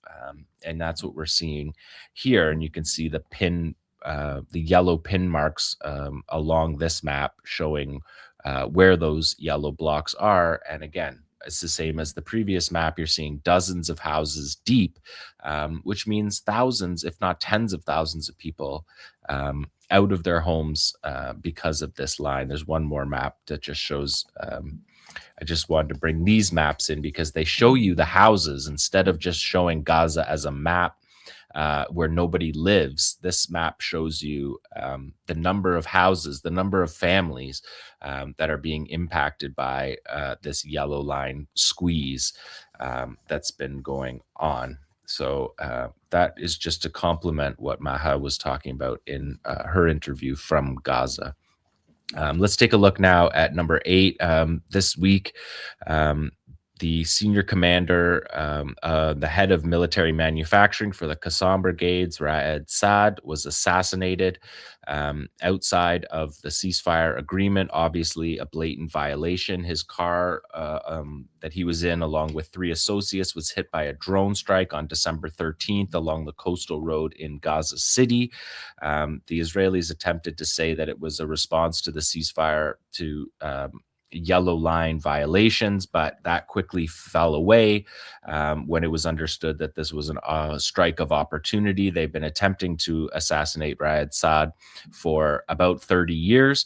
He's a key commander that his life really mirrors the growth of the Qassam brigades from the first Intifada, when they were founded as a group of operatives, to the second Intifada, where they started organizing more along a military lines and having concentrated military plans to drive the settlers and soldiers out of the Gaza Strip, which eventually happened after the second Intifada during the 2005 Israeli disengagement. And after the time that Israel disengaged from Gaza, this is really the period of time that Raed Saad was a key figure in developing the systematized, programmatized weapons development and military development to turn the Qassam brigades from a group of operatives to effectively a national army. A couple statements from a statement from the Qassam brigades about the assassination said, "With all pride, honor, defiance, the Izz-ad-Din al-Qassam brigades exalt the ascension of one of its great men, a commander from its general military council, the martyred commander Mujahid Raed Saad. head of military manufacturing. Our great commander departed after a long and impressive journey of sacrifice and resistance, crowned by his leadership of the 𝐓𝐿 manufacturing system, which formed one of the most important pillars of the creativity of our resistance on October 7th, and then its infliction of heavy losses on the occupation army and in confronting its aggression against our people during the Battle of Al-Aqsa flood in Gaza. By assassinating our leaders and our people and its daily and continuous aggression against our people in various areas of the Gaza Strip, the Nazi enemy has crossed all red lines. It is disregarding Trump's plan, and Trump and the mediators must bear responsibility for these dangerous transgressions and this repeated rampage against our people and our resistance fighters, as well as our leaders. Our right to respond to the occupation's aggression is guaranteed. We have the right to defend ourselves by any means necessary. And we announced today, this was the day after Rad Saad was killed, they said, we announced today that the Al-Qassam leadership has appointed a new commander to carry out the tasks previously held by our martyred commander. Hamas also had a statement that said, as we bid farewell today to the Mujahid leader, Rad Saad, we bid farewell to a jihadist journey that spanned more than 35 years, during which he was at the forefront, present in the fields of resistance work, contributing to the building and development of the Qassam Brigade's capabilities and enhancing its qualitative strength. He held pivotal leadership positions and played central roles in the path of the Palestinian resistance. This journey began with the launch of the First Intifada in 1987 and escalated through the successive stages of confrontation and challenge, reaching its peak in Al-Aqsa flood, for which the martyred leader Rad Saad played a central role in its preparation and its building plans to confront the occupation forces during a comprehensive war of annihilation that lasted for 2 years after the October 7th attack. Throughout his long journey, the martyr was subjected to several assassination attempts, which only increased his steadfastness and determination. For him, they were nothing but additional fuel to continue the resistance project and challenge the enemy and cling to the option of confrontation until the end. So those are the statements from the Qassam Brigades and from Hamas on his assassination. We could look at the next slide here, because the Israelis believed that he was a central figure in creating and writing and detailing the document that the Israeli security establishment calls Jericho's Wall, which was the October 7th plan in all its detail, the details of the rockets and the blinding operation that was used to drive soldiers into their bases, to allow the breaching operation, which was trained for outside in the open under Yahya Sinwar, to breach the wall and have the fighters cross over and dismantle the Gaza division. The plan that he wrote was very successful in that sense, but the history of this leader is really important, because he began during the Second Intifada to work with Adnan al-Ghul to put one gun in the hand, to put weapons in the hands of every fighter, that your resistance is only as large as the number of fighters that are armed. And that project began in the Second Intifada, and of course it developed greatly after the Israelis left Gaza in 2005, and the years of war between then. In 2006, there was the war, 𝐓𝐿𝐴d Shalit, after the capture of 𝐓𝐿Ad Shalit, 2008, 2009, Cast Lead, 2012. Every couple of years, there's a war.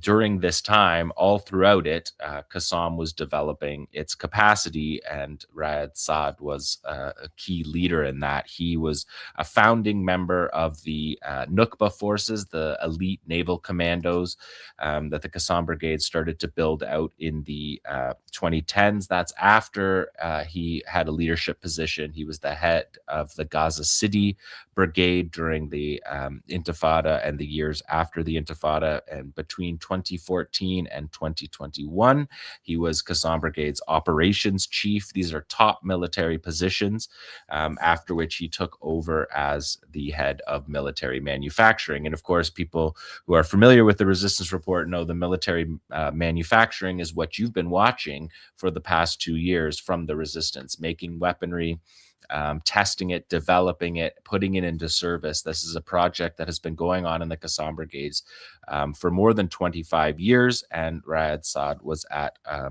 central figure in that development. In the statement that the Israelis released, actually, there's one more slide. Is there one more slide of him? Yeah, on stage here in 2001 after Operation Guardians of the Wall attack. So Shabak said of Ra'ad Saad that Saad is responsible for the deaths of many soldiers who were killed in Gaza as a result of explosive devices manufactured by the weapons production headquarters during the war. And that is a key aspect that we have been watching for the past 2 years, the way to use that effective weaponry to not to reinvent the wheel, but to perfect the basics of anti-tank weapons, both IEDs and rockets, the Yasin 105. Both of those, the Shawad EFP and the Yasin 105, they were in development since the Second Intifada and were perfected in the years before the Al-Aqsa flood operation. And so Ra'ad Saad was one of the key men in deciding when the moment was right, when the weaponry was developed enough, when they had enough stockpiles that they could defend themselves for a prolonged war, which is what we saw. No weapons. They didn't run out of weapons. They were able to defend themselves all the way till the end of the war, to the point where Israel did not want to invade Gaza City because of the preparations there in Gaza City. And then if we look at the next slide, you can see him here. He was deputy to Izzadin al-Haddad, who is the chief of staff now for the 𝐶𝐿 brigades, and blurred faces on this picture because the commander was not assassinated at the time. This is from the Al Jazeera documentary, What is Hidden is Greater, about October 7th. And you can see him, Ra'ad Saad, walking in behind there of Izzadin al-Haddad. Ra'ad Saad, like many in Gaza, is from the Ascalon area of what is now southern Israel, driven into Gaza in 1948. Driven into a detention camp in the years after 1948 before being sent into the Gaza Strip in the early 1950s. That is the story of many of Gaza's population. More than 80% are refugees or descendants of refugees. So significant leader, significant loss. But as 𝐶𝐿 said, and as they have done with every other loss of a leader, they replace him immediately.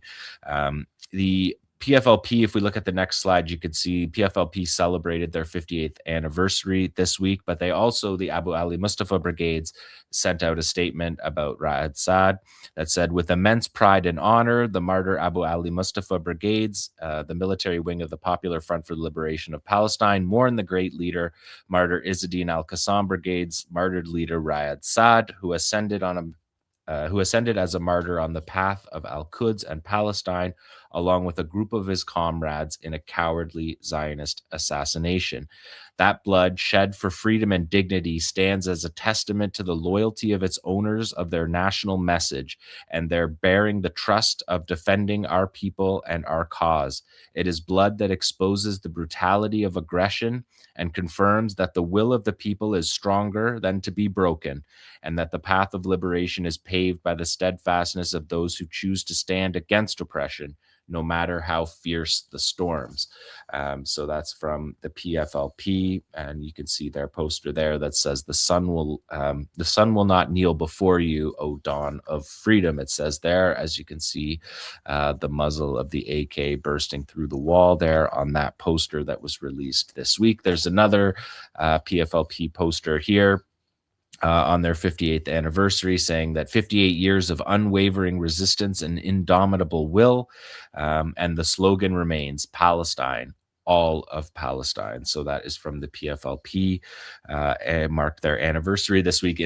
Interestingly, they marked their anniversary, as they do every year, by doing community service. So we saw the PFLP cadre out in the streets of Gaza cleaning up, the destruction, working with the civil defense to clean up and to repair the city on their own, not waiting for international help on that. Palestinians have long ago begun the rebuilding process, but also PFLP Deputy Secretary General Jamir Metzar said in a speech this week that we affirm that the weapon of resistance is a political issue and part of the tasks of the national consensus on the national political strategy, not part of the occupation's conditions. So that's about disarming.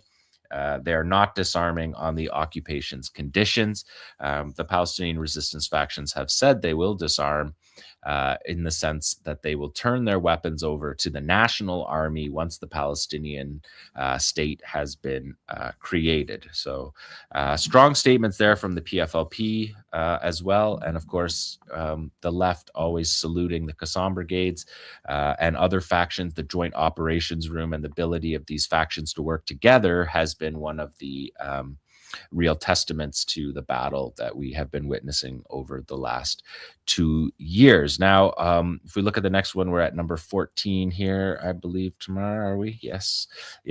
This is the Rada unit. This is the deterrence force set up by the Resistance Internal Security, working under the Ministry of the Interior, released an amnesty after the death of Yasser Abu Shabab, who is an Israeli collaborator that was killed earlier this month.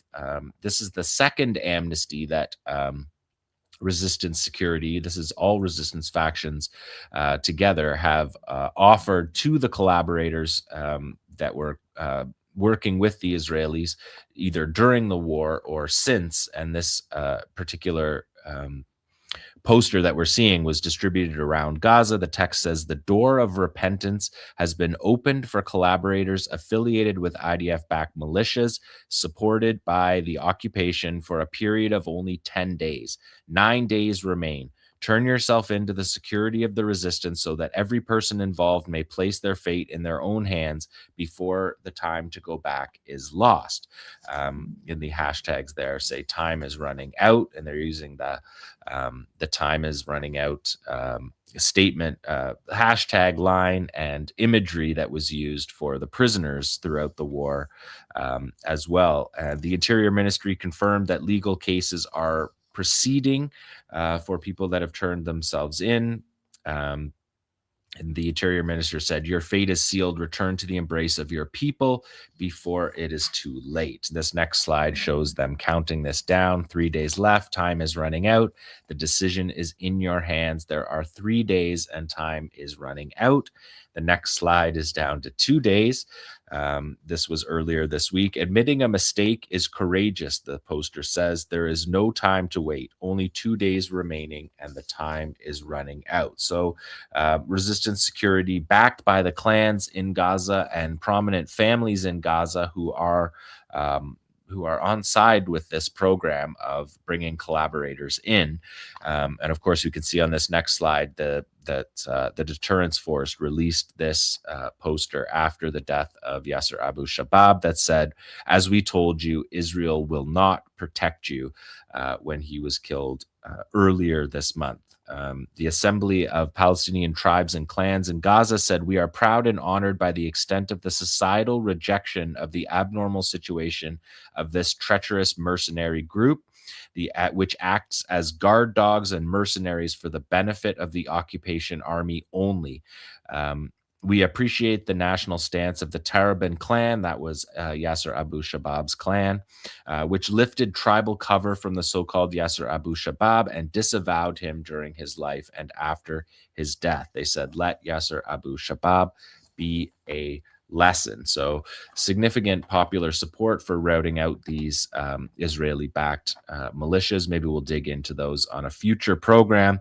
They are not a formidable threat. They are simply chaos agents. And one more slide here. Soraya Al-Quds this week, also through spokesman Abu Hamza, said that we in 𝐓𝐴 𝐄𝐿 closed the file of the enemy's captives with us after we handed over the last body last Wednesday, December the 2nd, in the northern Gaza Strip as part of the honorable deal resulting from the heroic battle we fought with all pride, honor, and loyalty, in which we have affirmed that the enemy's captives will not return except by decision of the resistance or in coffins. So the turnover of captives, which was Israel's war goal, was to return them through violence, failed. They got them back through negotiation. Of course, Israelis are reneging on that negotiation, but 𝐓𝐴 𝐄𝐿 is not. Soraya's statement went on to say that we affirm that 𝐓𝐴 𝐄𝐿 and the resistance factions adhered to all the provisions of the agreement stipulated for the first phase of the ceasefire agreement and the end of the barbaric Zionist war of genocide against our people. And we call on the mediators and the guarantors to pressure the enemy to implement its commitments related to the agreement and stop its repeated criminal violations. Now, some of the last few prisoners, captives to be handed over were handed over by 𝐓𝐴 𝐄𝐿. They were not in the hands of the 𝐶assam Brigade, something that we've known since October the 7th. But 𝐓𝐴 𝐄𝐿's here saying that they have turned over their last body. There still remains one body of an Israeli soldier in Gaza that has not been returned. The ICRC and the 𝐶assam Brigades and the Shadow Unit are looking for that body still. And that is the resistance report for day 804 of Israel's genocide. Just reminder that if you have missed any of the resistance reports, we have a convenient playlist on our YouTube channel for past episodes of the resistance report, so you can find them there. Thank you so much, Jon. I mean, you know, as you said, I think a couple weeks ago, in terms of the phase 2 of this so-called ceasefire, this alleged ceasefire, the ceasefire as it is, I mean, they're kicking the can down the road, the Israelis, backed by, of course, international Western powers, trying to really set up Gaza and the current situation right now, which is this low-level ongoing genocide. The ceasefire has not actually been implemented on the ground for people in Gaza who are still experiencing genocide, to just kind of like make that the norm and to normalize this low-level killing spree that Israel gets to keep engaging in while taking more land, while militarizing, the so-called yellow line. Where do the negotiations stand at this point? The negotiations for phase 2 have begun in modest ways, I suppose you could say. The whole thing about the Trump plan was essentially everybody agreeing to see what happens, right? To agreeing to what Trump had said he will do, without any real concrete steps, because the proposal at Sharm el-Sheikh was defined by its vagueness.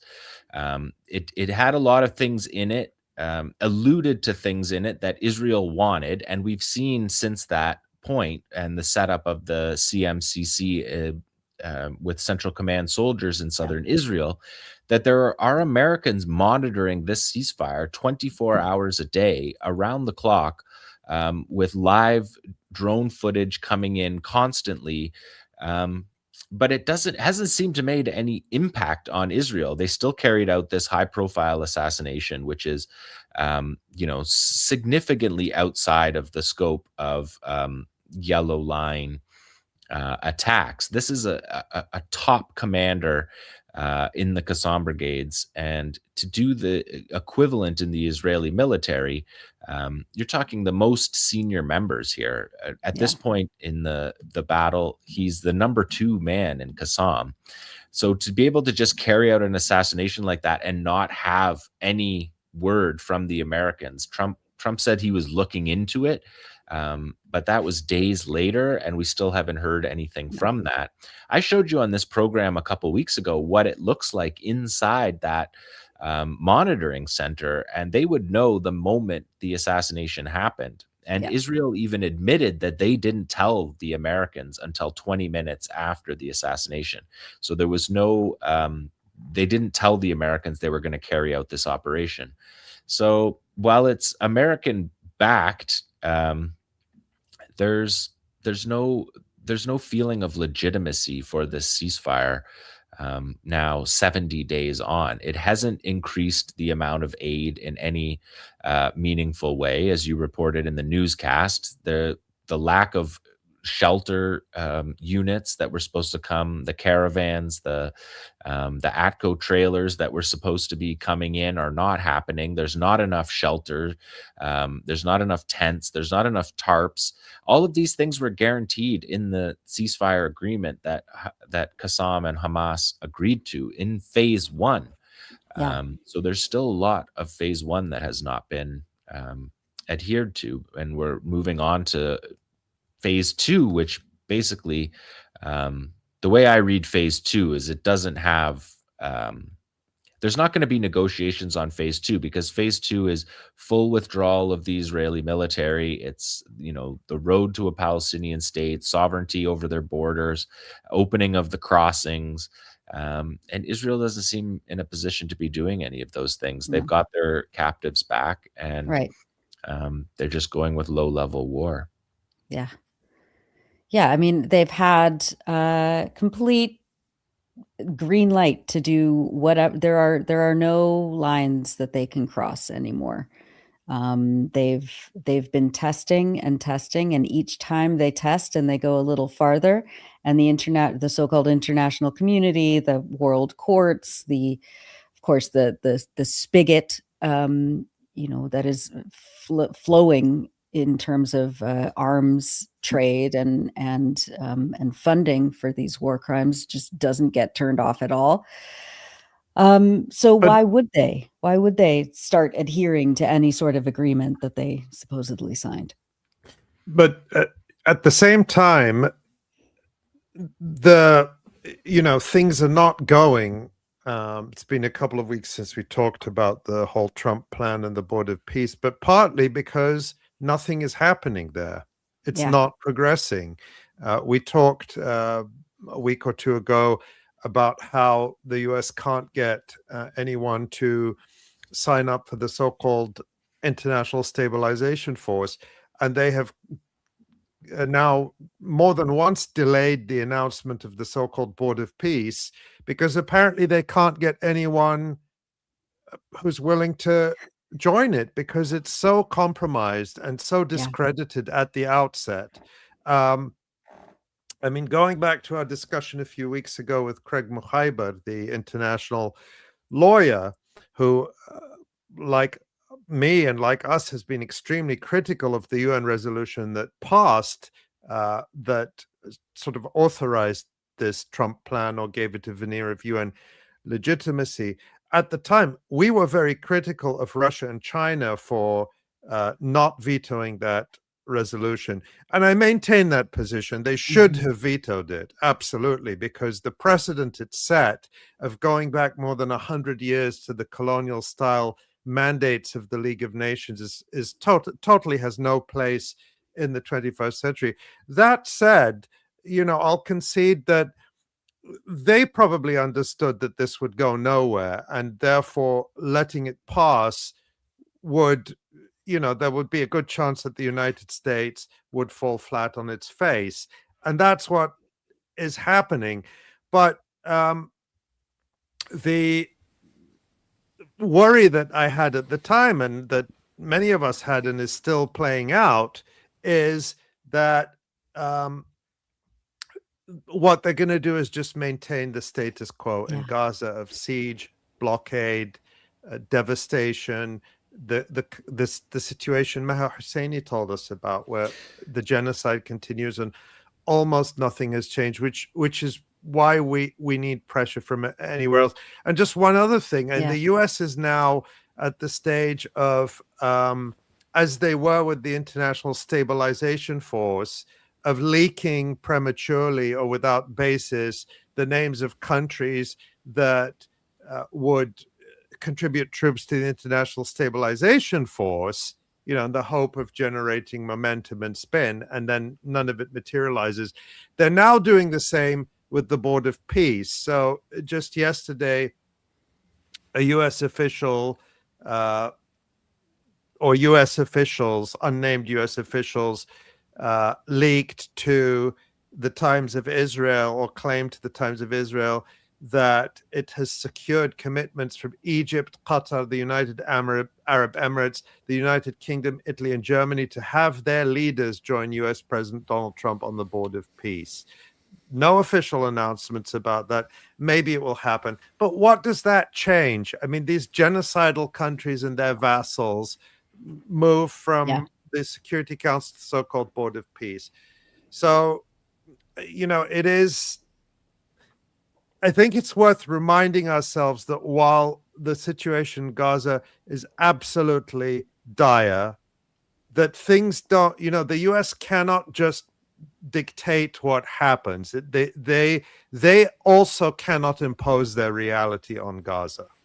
No one of any significance will agree to be on the Board of Peace, and yet everyone seems to agree that Tony Blair won't be on the Board of Peace after all. So they're thankful for small mercies, I guess.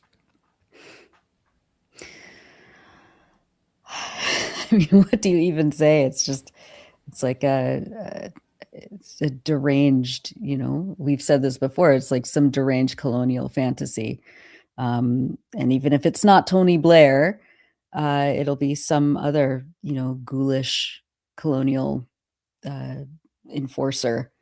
If it even, you know, if it even happens at all, of course. And, you know, as John, as you've talked about, they'll still have to get through the resistance in Gaza before they even try to enact any sort of this colonial, you know, arrogance on the ground.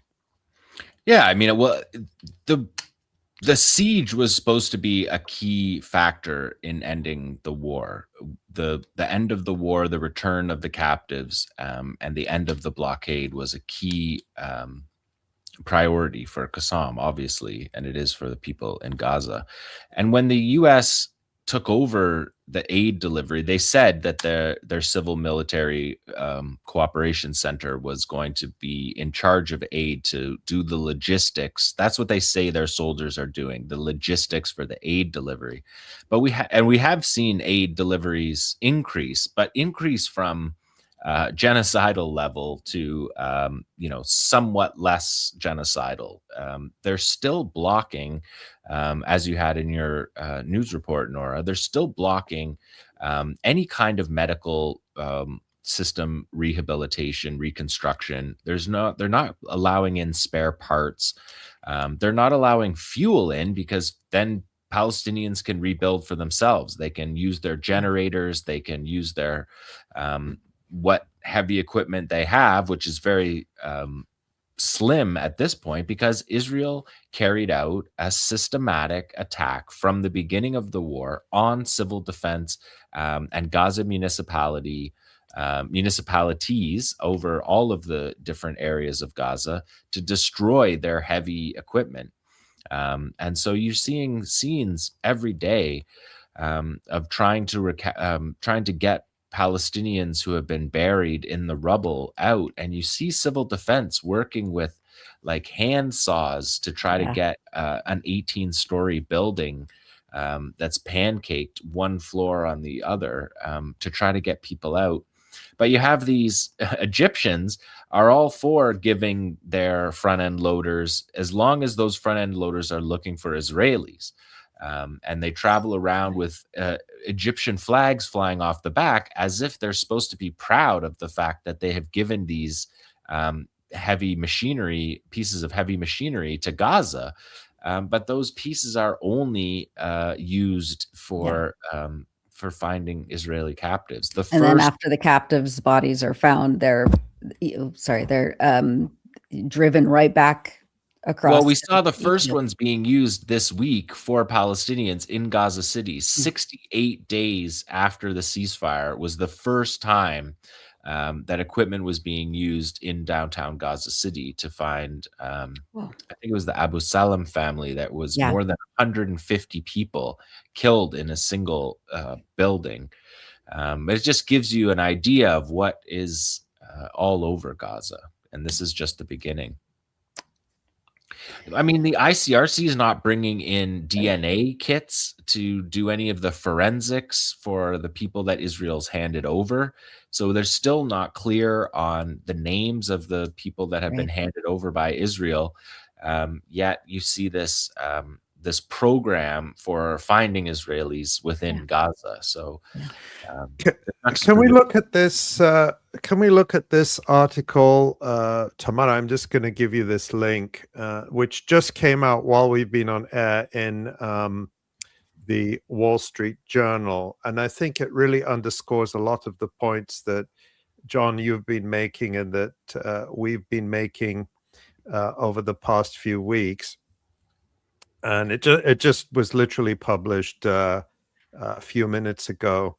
And it says Trump's Gaza peace plan stumbles over Hamas disarmament. And it says President Trump's phased peace plan for Gaza is struggling to move beyond its initial stage, hitting obstacles in Hamas's refusal to disarm and Israel's unwillingness to retreat from the enclave until that happens. So Hamas is being the petulant ones, right? Well, obstacles. Yeah, of course, this is the spin from the right-wing Wall Street Journal. But what it is saying, the point that it's saying that is that basically you cannot impose through a so-called peace plan what you failed to gain on the battlefield, and that's what this is saying. Yes, they're going to put this spin on it where they try and blame Hamas, but the point is that Israel has failed in its stated goal of destroying Hamas. All their declarations of victory, all their declarations of success, they have to admit time and again that's just not the case. And they say in this article,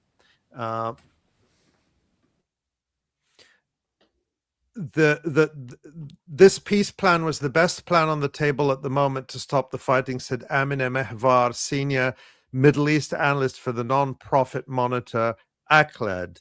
I'm skipping a bit. The Trump administration is hoping to recruit 10,000 troops that would serve under a U.S. general for Gaza, but officials have acknowledged it would take most of next year to get them in place. So, I mean, that gives you an idea. The most immediate problem is that no country is willing to commit troops to an international stabilization force if it means they may have to fight Hamas. Meanwhile, the U.S. is pushing for an initial deployment that would operate only in areas controlled by Israel, but that is also problematic for for foreign governments, particularly Arab states that oppose Israel's continued presence in the Gaza Strip, because it would give the appearance that they are propping up an Israeli occupation. No one wants to be seen as doing Israel's dirty work, said Mehvar of ACLED. So that's the stumbling block. So I won't be surprised to see if this force keeps getting pushed off again and again and again, and the so-called Board of Peace gets pushed back again and again and again. But in the meantime, the situation in Gaza is not getting better. It's only getting worse. And so that's where really we have to, as people, as civil society, we have to be that force for speaking out, for demonstrating, for rallying, for putting pressure on these governments that they can't go back to just ignoring the situation. It's untenable for people in Gaza, and it will explode again. I mean, the idea that Israel has neutralized the resistance and there won't be another quote unquote October 7th is absurd. Not only is the resistance still there with its arms intact, as John shows us, but also as Israel and the US acknowledge, because why would they be demanding that Hamas disarms if the Israeli claims were true that they had destroyed and defeated Hamas? By the way, the same is true in Lebanon, where they keep saying we struck this big strategic blow against Hezbollah and we destroyed them, and then why do you need them to disarm? What's the big deal? If you won, why do you need them to disarm? Yeah, the very fact the Wall Street Journal is saying in that article in the first paragraph that it's Trump's plan has hit these obstacles because of Hamas's refusal to disarm. I mean, but what I thought that Hamas means, was defeated. Right. Yeah, not only was Hamas not defeated, not only does the resistance still have its weapons, but now you have even more people motivated to resist. More people who would be willing to sign up and be trained and fight an entity, an army that has committed such evil, above and beyond the decades of evil. So what has Israel achieved other than inflicting suffering? Nothing. Yeah, and I mean, I think it's interesting the way that the resistance handled this, right? They didn't come out and say, we're going to kill any foreign force that comes, and they didn't say it all the time. They didn't repeat it. They just said it a couple of times, that they said that any foreign force will be considered an occupier. They understated it, but it was there in their communications, and I think that message, along with 2 years of resistance videos that I'm sure at least some of the people involved in setting up a military, if you're talking about militaries of all of these countries that would participate, you can be sure that their militaries had watched the guerrilla warfare in Gaza. And so just to subtly say, that any foreign, which is a principled position that they have always had, the Palestinians have not been asking for example, a United Nations force to stand between Israel. That has not ever been a demand of the resistance or of the people in Palestine. These are all foreign ideas, but just to simply say and stick with their long-term position, which is that any foreign force will be considered an occupier. And I think that message, as they should, got through. Yeah. Okay, so we also wanted to bring up a couple of first, before we go to let's just do it. The globalize the Intifada phrase that I've never heard anyone use, except like pro-Israel fanatics who are obsessed with it. It's their new obsessed with it. It's their new thing. They used it with Right. Zohran Mamdani. Like They he'd never did. said it, but he was forced to renounce this phrase he'd never used. Which is shameful. Yeah, I mean, it does. Yeah, I mean, bring us up to date. What is happening in the UK? I mean, the UK, it's like playing whack-a-mole. They're trying to ban the words Palestine Action along with the group. Of course, they're putting people who are part of Palestine Action in prison. They're now on hunger strike, and now they're trying to ban the words globalize the Intifada and are coming up with wild lies about what that means, what Intifada means, what it's translated to, and it's pretty remarkable. So walk us through what's happening in the UK. yeah, it's one of these kind of periodic moral panics we have here in the UK. There was a period earlier this year, I think it was, or perhaps last year, I don't know. There just seems to be one crisis after the next here in this crazy country. Like you said, Nora, it's a bit like whack-a-mole. But at a certain point, there was a similar moral panic about in the lousy British media about the slogan "From the river to the sea, Palestine will be free," which does get used, rightly so, as it should be. Globalize the Intifada, it's a rarer slogan, but it does get used from time to time. But yeah, I mean, this is the new thing that they're sort of that the Israel lobbyists have been trying to get rid of for a long time, or any mention of, just like one mention of the word intifada on a sign at a protest or something like that, they'll sort of cry anti-Semitism about that. But the concerning news this week was that there was 2 people arrested yesterday at a protest in London for apparently chanting "Globalize the Intifada" or using the slogan in some fashion. It's unclear exactly what. And there was 2 people arrested. Interestingly, this BBC article actually, in its first draft, mentions, towards the end of the article, mentions that a little bit about the historical context of the word intifada, and it said that it was used. It first came to prominence in the West during the first intifada of the late 80s and early 90s, which it described as largely unarmed. Accurately, I mean, it would have been more accurate to say almost entirely unarmed, but nonetheless, even that wasn't good enough, and it has been changed in this version of the article. Clearly, the call went in from the usual suspects. But yeah, 2 people were arrested, and it comes after the Israel lobbyists and government ministers recently said that it should be banned. Well, first of all, we got a short clip from a government minister, Wes Streeting, about that. And yeah, oh God, indeed. Do you think protesters who use that phrase should be prosecuted? Well, what are you going to do? In terms of changes to the law, those are decisions for the Prime Minister and the Home Secretary.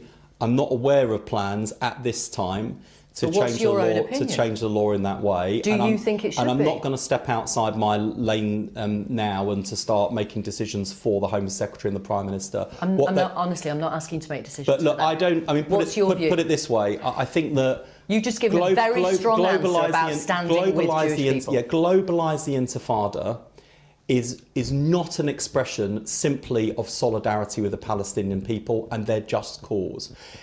Globalise the Intifada is received by and seen as support for terrorist action against Jewish people. Right. This guy is such a snake, honestly. Like, Wes Streeting, for context, is the health minister, so he's a sort of mid-level minister, but he's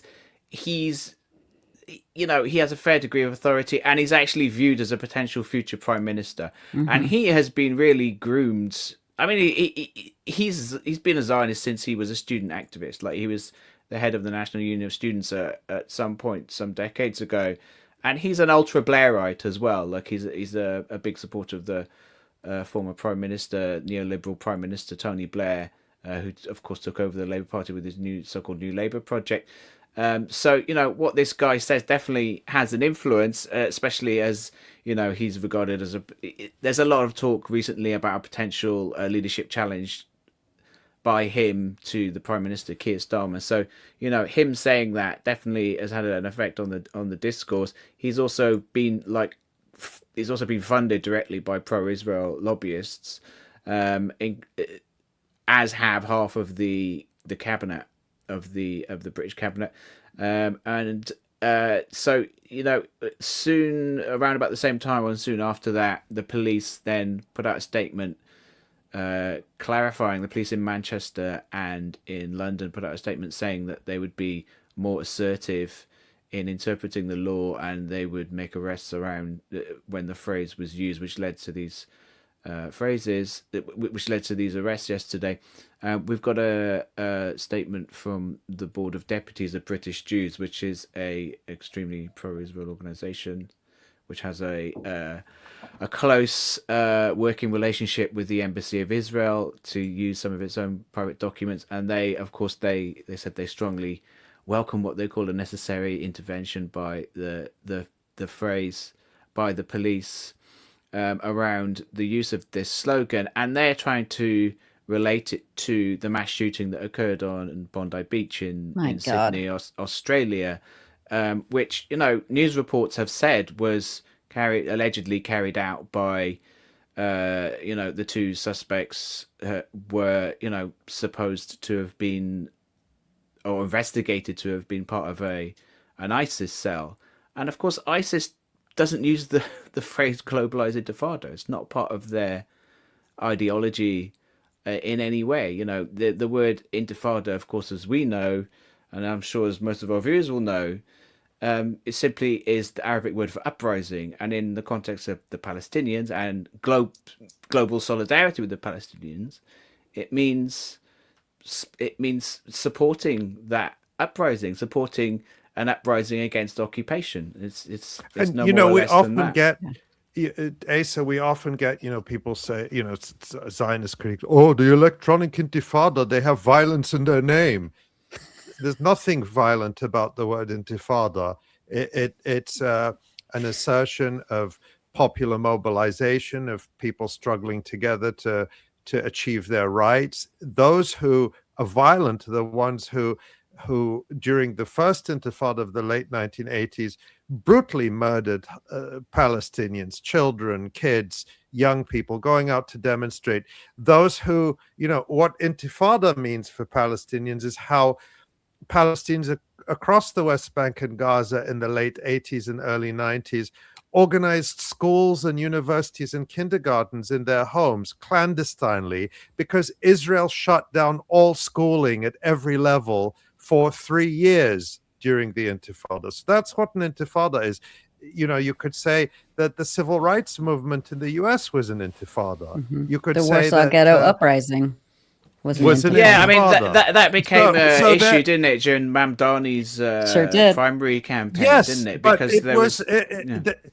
The point is, like, I don't think he had ever used the phrase, or if he'd used it, it's not a phrase people are. It's just one of these things that they're latching onto. It's become kind of a litmus test. How many politicians can we get to condemn the phrase globalize the intifada? Which I'm not saying no one ever uses it at a protest, but I've been to protests for decades, or Palestine solidarity events for decades, and I can't honestly remember a time when I've heard people earnestly use the phrase globalize the intifada. It's just become one of these things they want to use to bash everyone into submission, just like with the phrase from the river to the sea, Palestine will be free, which is a lovely and wonderful phrase. What's wrong with that? It's like saying from the Atlantic Ocean to the Indian Ocean, South Africa will be free.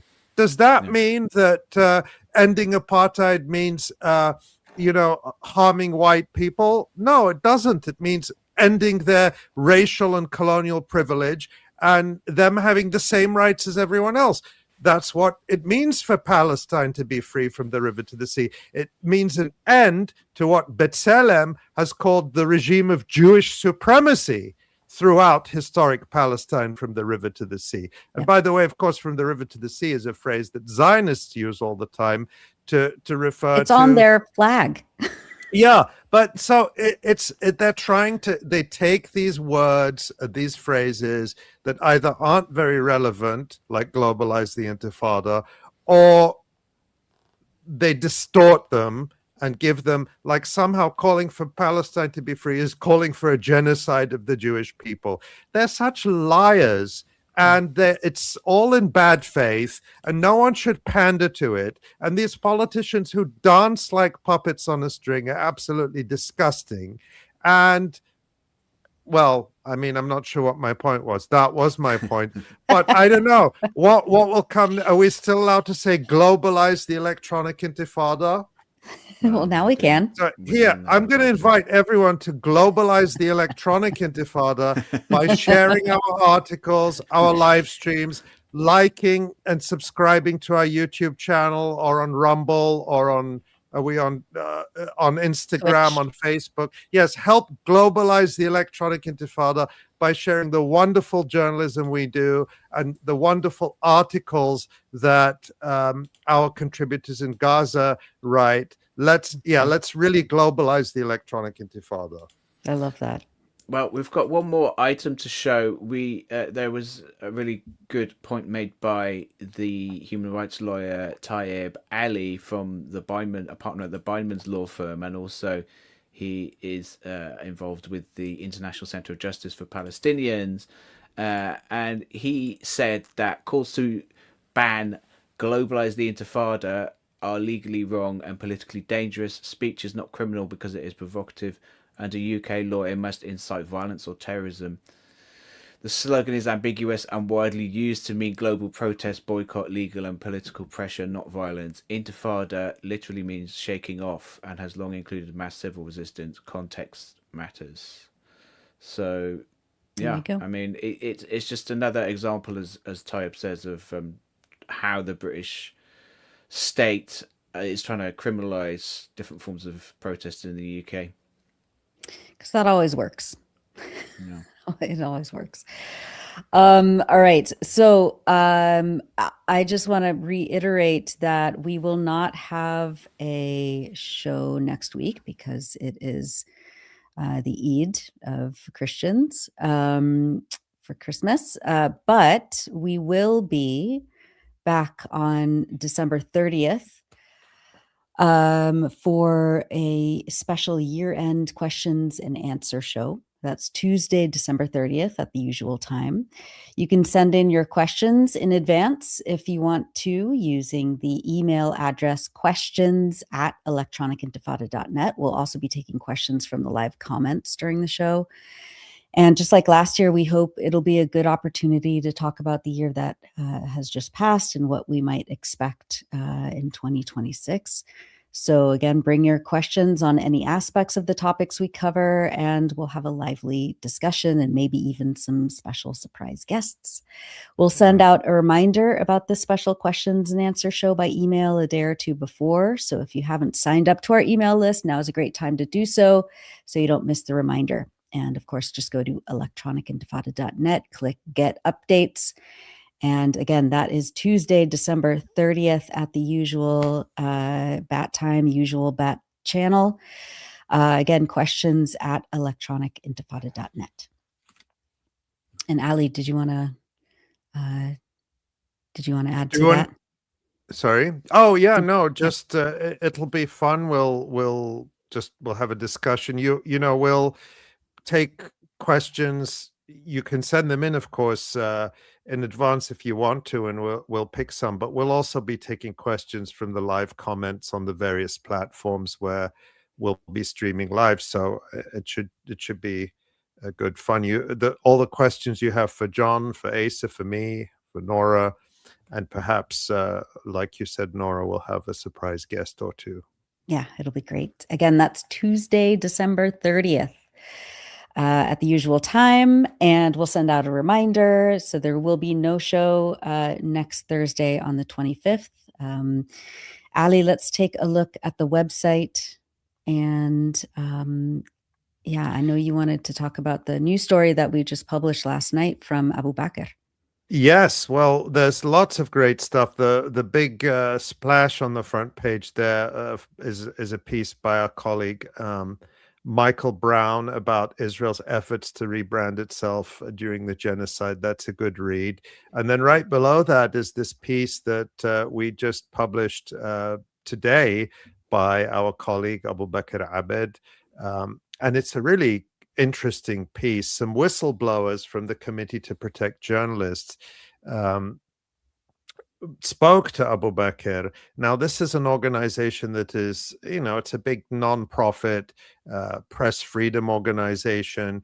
But what the whistleblowers revealed is that Jody Ginsburg, the organization's CEO, is really trying to suppress, or this is how they describe it, to suppress research on Israel's crimes against journalists in Gaza, to kind of massage the language that the organization uses, the way that they use the word genocide very rarely or cautiously, only with attribution. And at the same time, they say that Jody Ginsburg is currying the support of major pro-Israel donors, including several publications owned by Rupert Murdoch, who owns News Corp, and many big pro-Israel publications. And so these whistleblowers, who describe themselves as former and current staff at CPJ, are very disturbed by this and have been trying to fight an internal battle to get this press freedom organization to actually rise to the challenge of defending the journalists in Gaza, so many of whom have paid with their lives to tell us the truth of what's happening. So it's really a brilliant, brilliant piece of work by Abu Bakr, and we're really delighted to publish it today. Yeah. So please go give that a read. That's called Is Committee to Protect Journalists Scared of Its Pro-Israel Donors by Abu Bakr Abed. And we also have some incredible, yeah, go ahead. Oh, yeah, no, I just wanted to point out another piece we published this week by Abdurrahman Ismail. It's this beautiful piece, Prepare Yourself, You Leave at Dawn. Abdurrahman is a filmmaker and journalist from Gaza. He's also from Deir al-Balah, and he and Abu Bakr are also close colleagues. And he, in August, was able to leave Gaza and go to Ireland to take up a scholarship. When I went to Ireland, to Dublin in August, he was one of the people I met, and it was very emotional to meet Abdurrahman for the first time after seeing his amazing work through the genocide in Gaza and communicating with him while he was in Gaza. It was a dream come true to see him in person, and we've just published his account of that journey out of Gaza. Prepare Yourself, You Leave at Dawn, and it's really a moving account. And for every young Palestinian, and he was able to leave Gaza and take up a scholarship in Ireland that he'd been offered. And for everyone who's left Gaza in these circumstances, it is a heartbreaking and heartrending reality to leave your family, your community, your friends. And, it's always a bittersweet thing. And Abdurrahman has such a way with words in telling that story. Yeah. And it's just an extraordinary piece. Yes, and there are so many features and news articles and analyses on electronicintifada.net right now. There's, of course, our colleague Maureen Murphy's Palestine in Pictures, which is always just a meticulous and highly curated collection of images and newsy items from the month prior. So please go give that a look. We are always so grateful for Maureen for putting that together every month. It's super important. And of course, everyone at the Electronic Intifada is always very grateful for your continued support financially of this project. Ali, who do we have to thank this week? So many people, and just a reminder that this time of year we are doing our annual campaign to raise all the resources we need for the year ahead, to continue bringing you all this coverage, to continue supporting our colleagues in Gaza so they can keep doing their work. And if you want to be among the supporters, you can go to electronicintifada.net and click Donate Now. If you are watching on YouTube, there are links in the description for our donation platform where you can, if you're able to, make a gift. And for all those who already have, we are so deeply grateful to you for enabling the work we do. And I'm just going to mention a few names. There's too many. We're blessed that there's too many to name everyone, but I just want to shout out a few people who have been so generous over the past week, and some over the past year who are giving monthly donations, which is also an option, like Sabrina. But also I want to thank Fuad, Jean-Paul, Sarah, Gautam, Salim, Michael, Nevenka, Rupa, Ivor, Judith, Hector, Susan, Nihad, Helen, Kulsum. And I also want to thank Tawfiq, Roger, Teresa, Susan, And Evelyn, thank you for your lovely letter. I read it to the team before we came on air. We were so touched by your words. And I want to thank Chris and his mom if they're watching. Thank you for sending me the Peace and Planet News, which was great to read, from Veterans for Peace and the Capitol Hill Citizen. I got those and I have been reading them. So I really appreciate that you sent those to me. And so to everyone, we are so grateful for your support, for making this possible. Everything you see is thanks to you. And that's what keeps us strong. You are the ones who help us globalize the Electronic Intifada and share this information free of charge to everyone in the world. So thank you. Thank you so much, Ali. And of course, I want to thank our producer and director, Tamara Nassar, for everything that she does. Thank you, Tamara. Thank you to Michael F. Brown for fact-checking, Ellie Gerzon for social media, Pierre Loisel for putting the radio packages together, Maureen Claire Murphy, everyone at the Electronic Intifada, of course. You can go to electronicintifada.net to donate now, sign up for our email list, all the things. We are, again, taking a break next week, but we will be back on December 30th. So we'll see you then. And on behalf of everyone, Asa, John, Tamara, and Ali, and myself, thank you all, and we'll see you on the 30th.